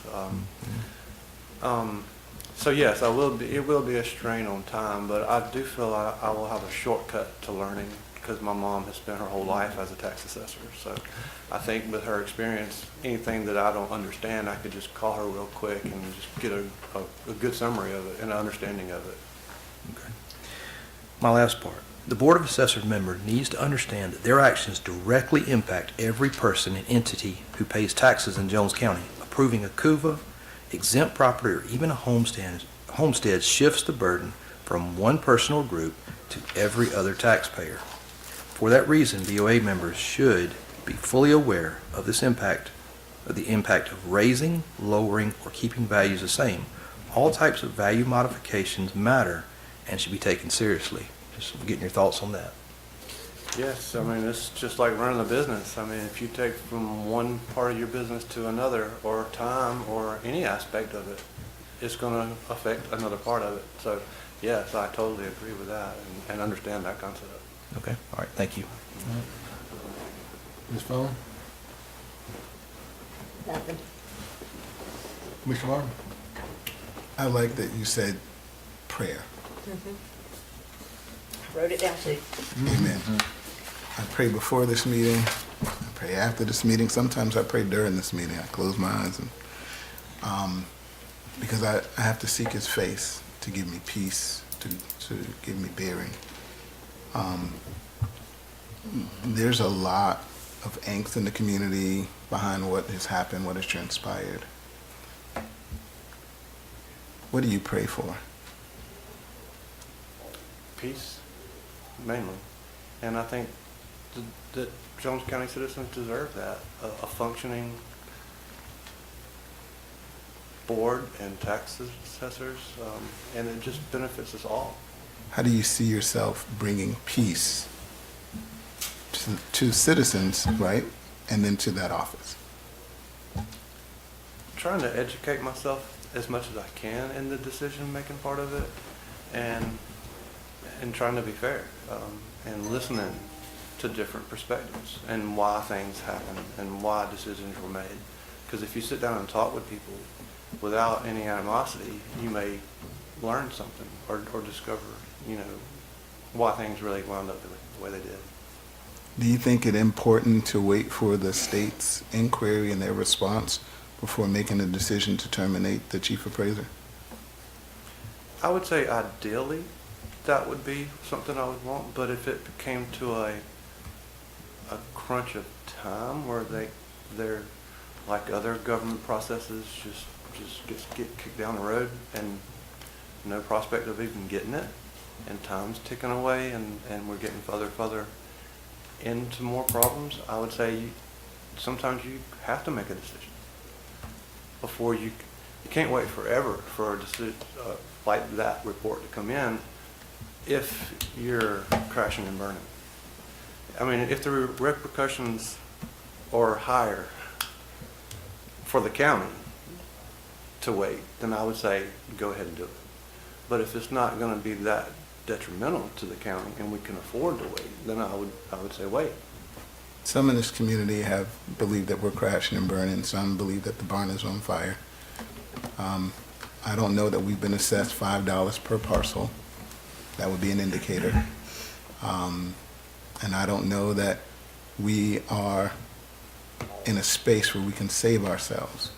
But this board has to be prudent in what it does to make sure that they do. If you fire a chief appraiser without having another one, and however long it takes, going through this cycle, you're going to bump into some time issues. Andrea worked here under Tony, and I'm not saying that she would agree with this, but up until 2022, it sounds like we were okay. According to Sam, 2021, so she was here during at least a year of that time. But if you are without a chief appraiser, navigating through some of this, it could be worse. Talking it out and finding facts. And that's, you've been here for everybody's interview, and I've been asking the questions about the facts. You don't know much about it, and that's actually a good thing. You have a mom who is a part of it, and that could go either way. But I think you're the least biased person that has come up here so far, or either you're putting on a really good act. But your demeanor doesn't really... I'm not an actor, so... Yeah, your demeanor doesn't say that. I think getting out and communicating, town hall, is a way to really address some of the issues and the concerns. And I would, if you do get on the board, I would definitely advise that, because getting to the people to really quash some of misinformation, disinformation, and calming of the storm is important. He made 3,500 overrides, that being Tony, or the department made it. That's 21% of our available parcels. You heard Andrea said that they would break the county down into thirds. That's 5,333 parcels a year. That would be the entire appraisal team going out and assessing it. So if it was Tony who made the changes, he made a year's worth of work almost by himself in terms of the adjustments. I don't know that he did that. I never asked. And really, I would like to know, and maybe we'll get that answer. But could you imagine one person doing the work of an entire office to make overrides, and that being necessary to try and get to a number that the state wants us to be at? That's difficult, yes. And nobody should have to be in that position. I think maybe the whole county needs some appointee of efficiency. Like, if certain head of departments are not willing to ask for the help that they need, and somebody can see that, hey, we're not operating up to par here, and somebody's not willing to admit, hey, we're not staffed to do it, or we don't have the resources, or this, somebody needs to be able to make assertive recommendations, not just a suggestion. You're like, I might lose my job, I'm gonna make a suggestion. Somebody that's not gonna be affected by their suggestions. Some kind of efficiency needs to be there. I mean, like our whole government in the whole US, I mean, there needs to be some efficiency, some accountability. So like if you got one department that's not, you know, operating up to par, maybe have a way of the county, you know, having somebody that says, hey, you need to step up your staff. And I'm not here to make Tony look like a good guy, not at all. But at the end of the day, he had to make those changes, one, either A, to correct mistakes, to correct something left off, to make adjustments to properties. And we learned from the state that you shouldn't be doing that. It should be, what, almost less than 300, which is insane, or some number like that. But you also shouldn't be doing that because you should be assessing a subdivision or large swaths of property at a time. I don't know that I heard that from Andrea, and that is a concern. If you found out in your questioning and through prayer for insight and guidance that the appraisers were not doing their job, what would you do? As a board member? Yes, you have firing authority, by the way. Well, first you'd want to sit down and talk with them and find out why. If you found out why and you know that they're not doing it, what would you do? If somebody has already been spoken to about not doing their part or not doing something procedures correctly, and they're still doing it wrong, then I agree to get rid of them. I believe everybody deserves a chance to be corrected. Because like you said, everybody could be looking at something and thinking they're totally right, and they're not. And until they're corrected or shown the right way, can you really say, hey, you're not doing your job, get out of here. And I think a good board will probably help all that from happening if the checks and balances are in place and people are actually looking at what's going on before it gets bad. All right, last question. This is going to be kind of tricky, but work with me.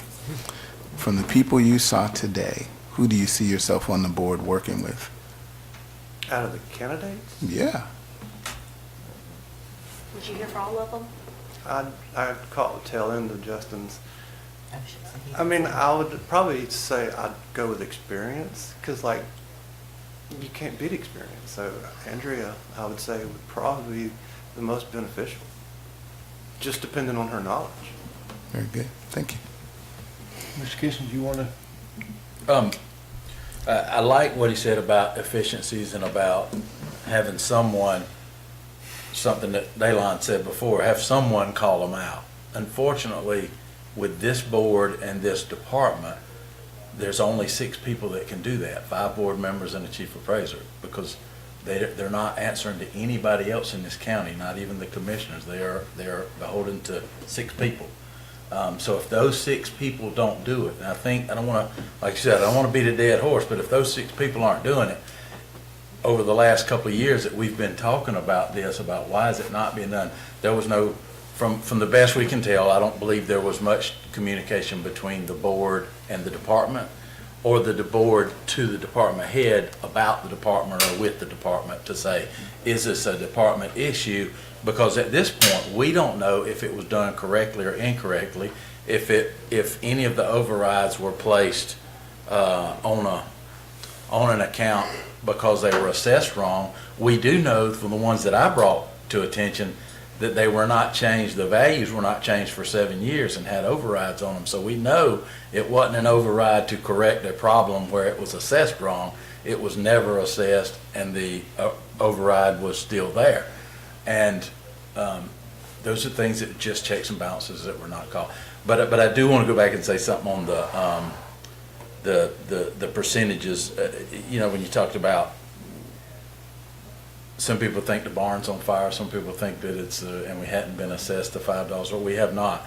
But I want to be real clear that we've lost over $1 million in public utility taxes because we were below 36%. And the state says 36 to 44. 40 is where you need to be, 36. Below that, you start losing it. So this is our third year in a row we've lost money below 36% for whatever the reason is. That's a penalty we get that's assessed to every taxpayer in Jones County because they're paying the brunt of it. And each year, Tony has found an excess million of dollars. So it's a net zero, unfortunately.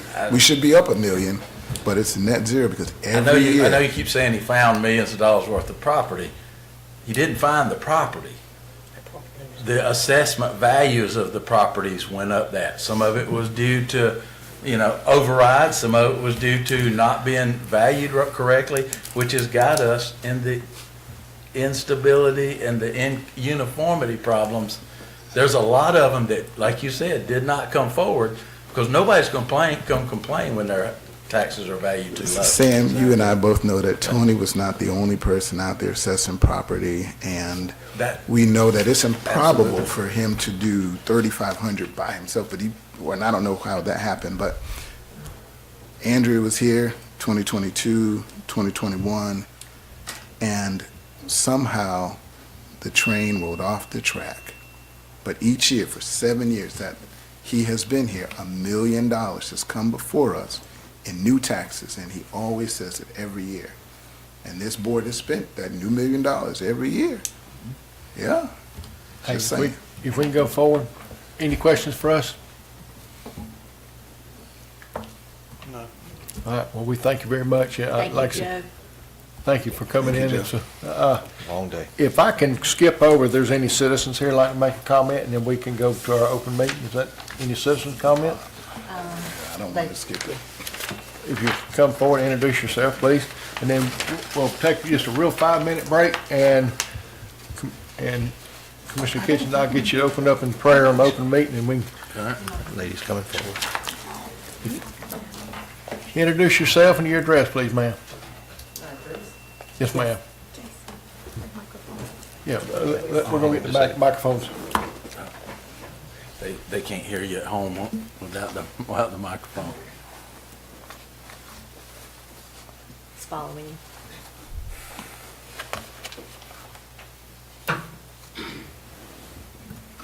Good evening, everyone.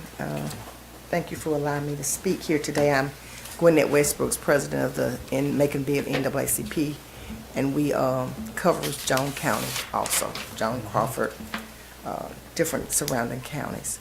And so I'm here because I've been following you all in the media. You got this whole thing in the media. I don't know whose decision that was, but you all are in the media. So we're here because of the concerns, because the two people that you all are deciding to move are African Americans.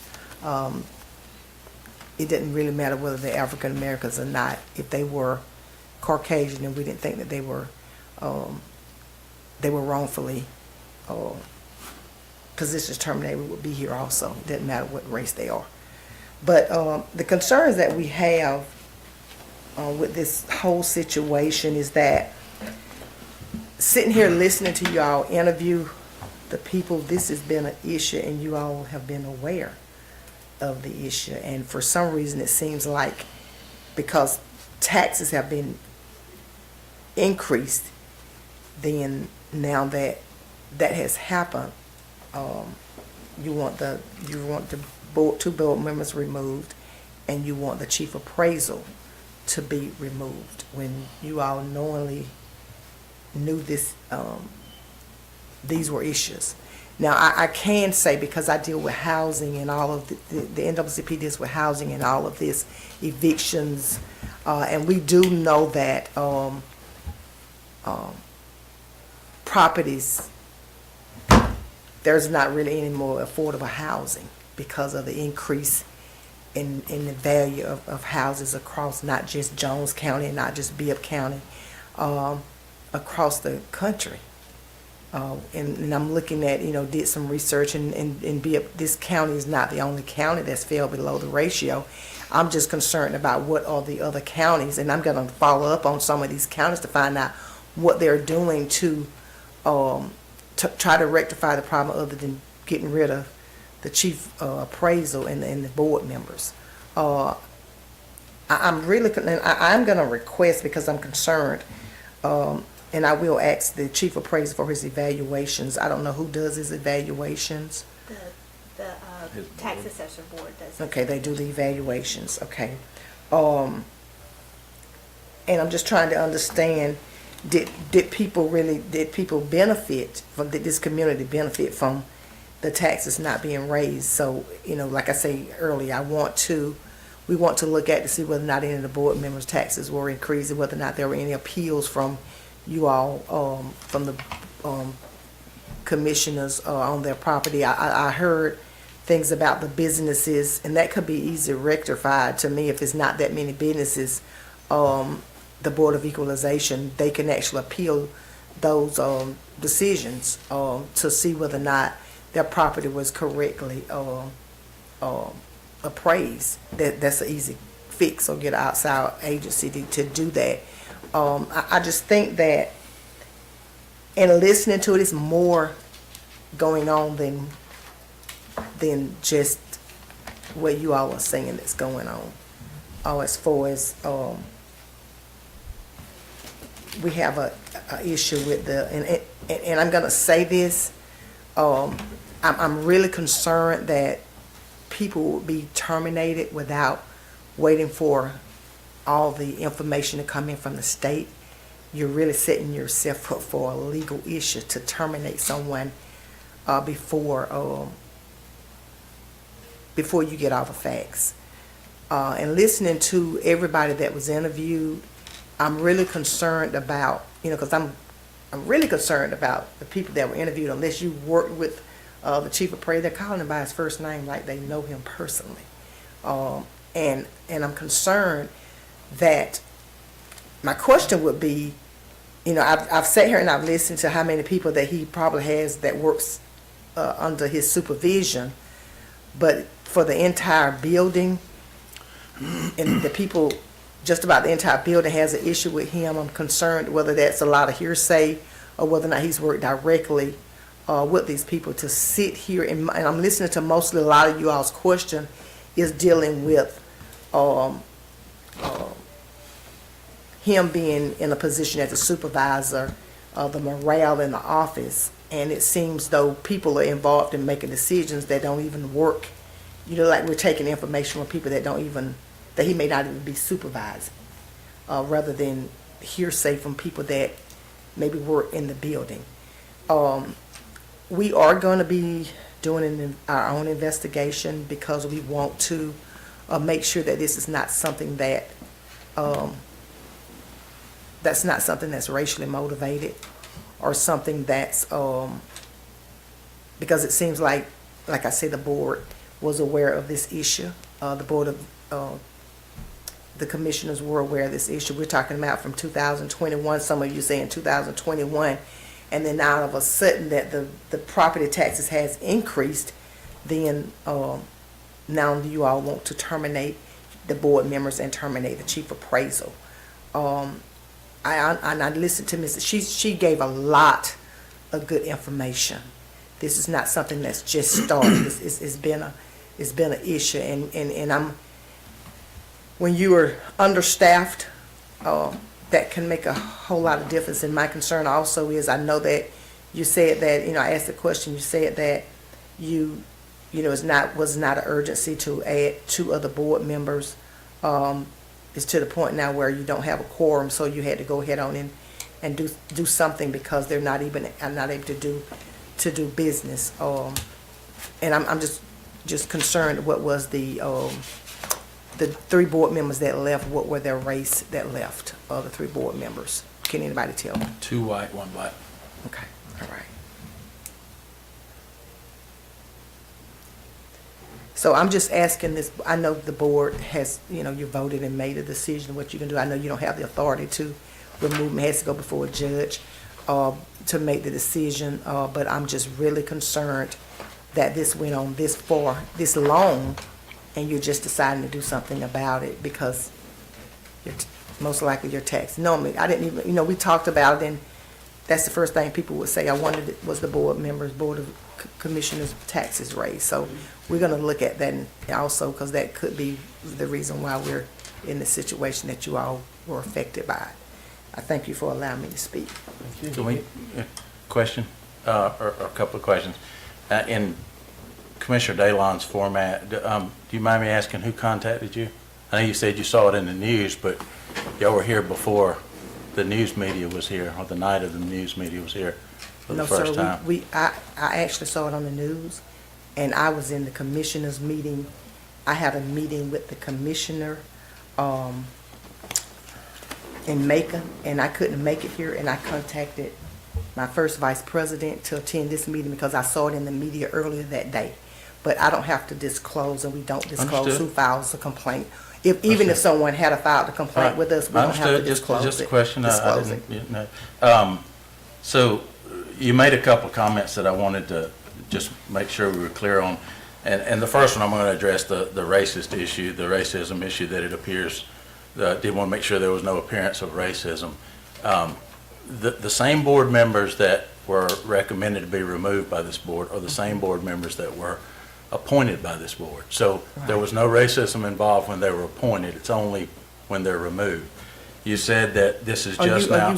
I'm not meaning to interrupt you, but are you asking me a question, or you're? I'm just making a comment. Okay, okay.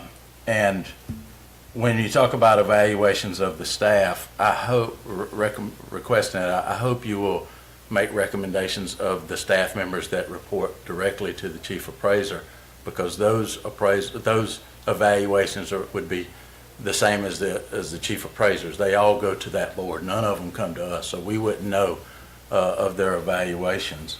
Of who evaluations? You said you were going to request the evaluations of the chief appraiser? Right, because he's an employee, is that correct? Not of us. He works directly for the Board of Assessors. Okay. So do the tax assessor's office. So who appoints the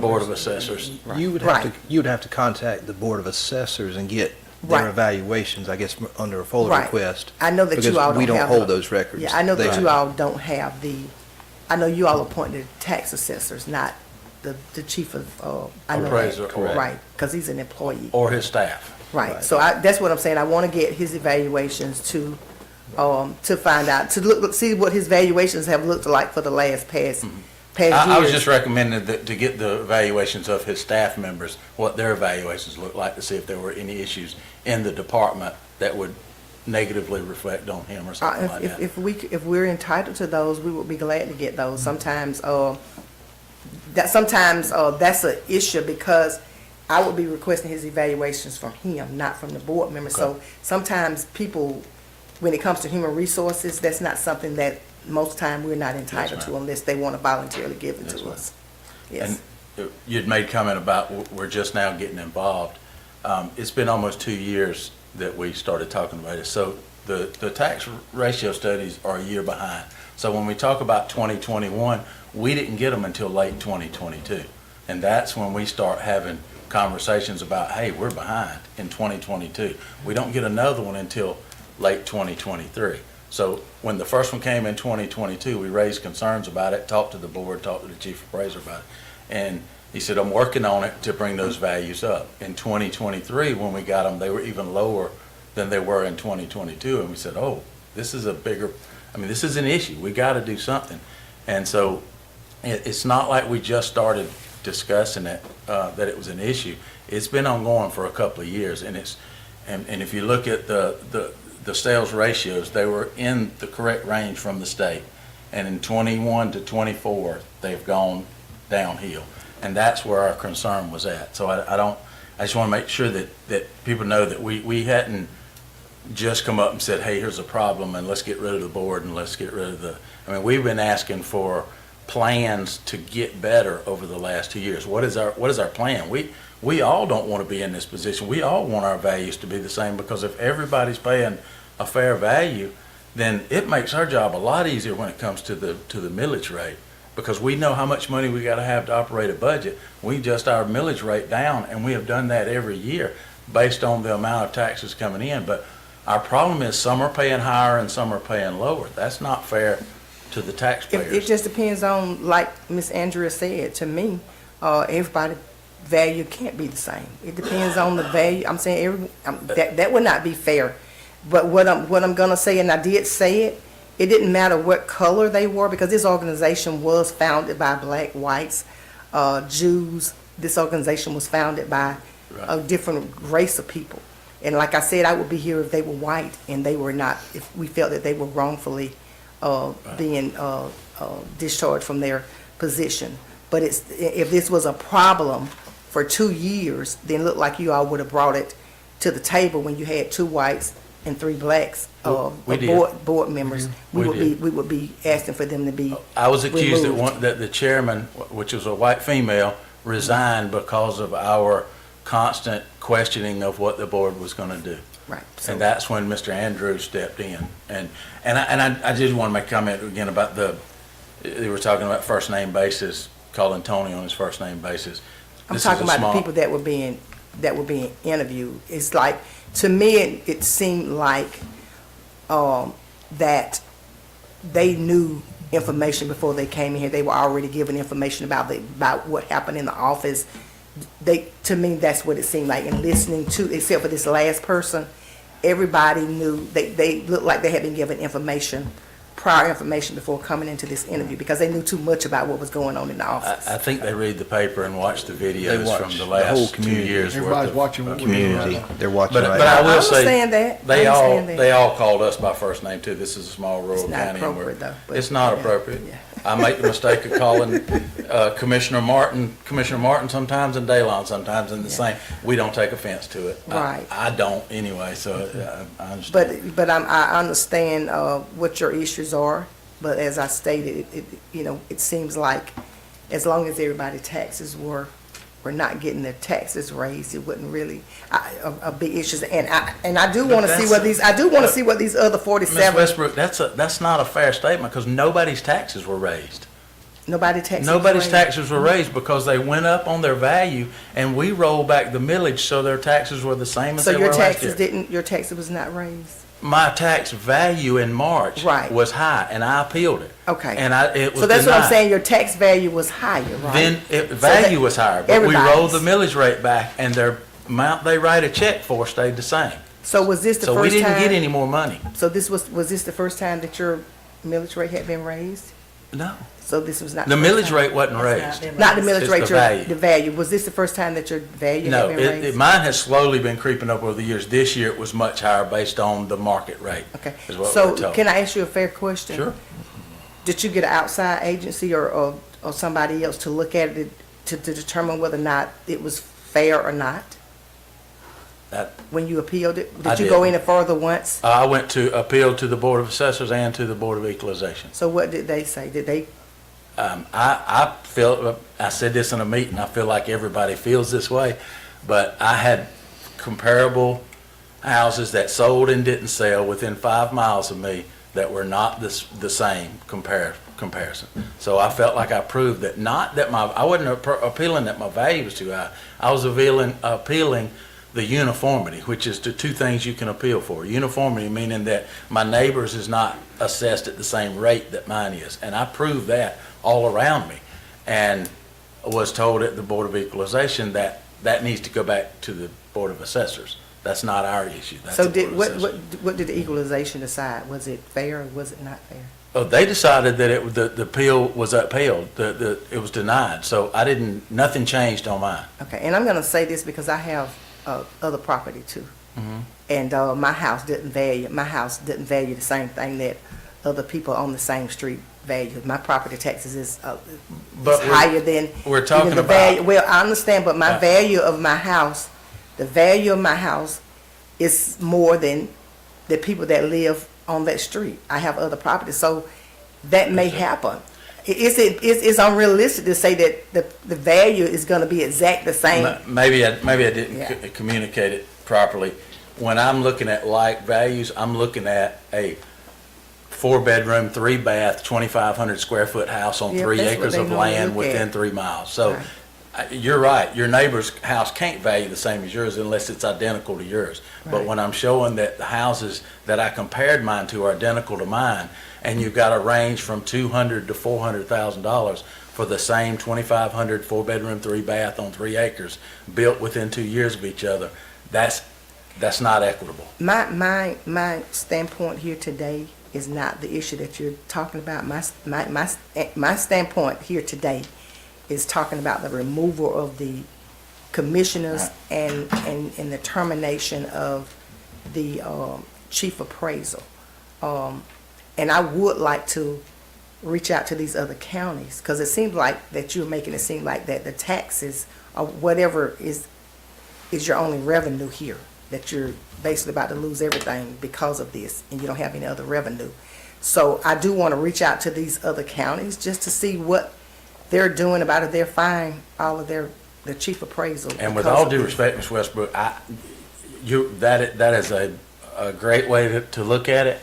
But this is Jones County, and we were elected by the people to do the business of Jones I County. understand. And we're asking for fair and equitable assessments. We don't think that's been done. The state says it hasn't been done, and we said it hadn't been done over the last 2 years. And we asked for a way to make that right, make that better. Right, And and now I- we're being judged on making a difference. I'm not judging. Well, we I'm were just- having a conversation, and you've diverted right back to why you're real here. You started the and conversation that's on why, where my that values is why went. we're here. And I'm saying, what I'm saying, yes, sir, is that you all, I'm here today, we've been looking at the media, we know what you're saying.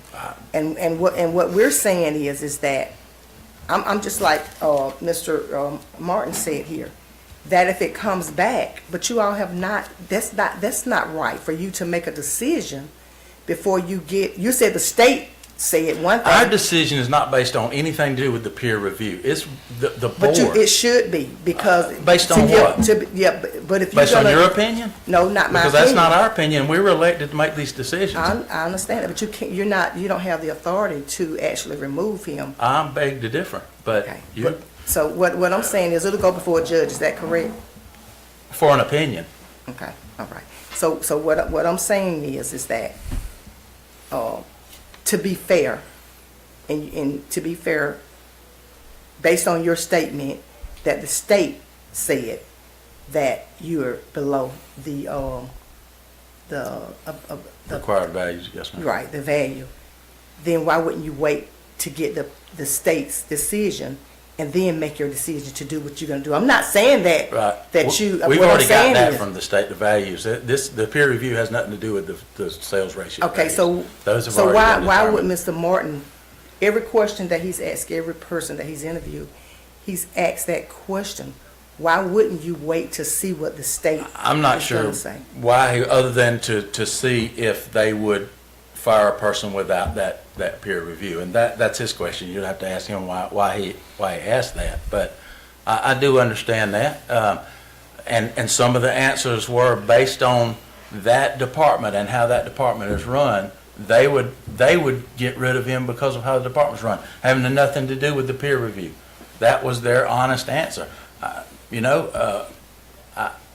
And that's the thing that, like I said, most likely I won't be able to get that information as far as, because that's something that the employee would want to have to give us. We can't just, normally personnel, when it comes to personnel, we can't just, normally that's confidential information, but if they want to give it to us, we'll be glad to look at each person evaluation and all of that, but I don't have a problem with that. We'll get his evaluations, and I know his evaluations are done by the board. But like I said, that's why we're here. It doesn't matter what color they are. We do know what color they are, but it doesn't really matter. But that's our standpoint. That's why we're here. And I just wanted to make it known that y'all, but we will be. Thank you for coming. Thank you. Thank you.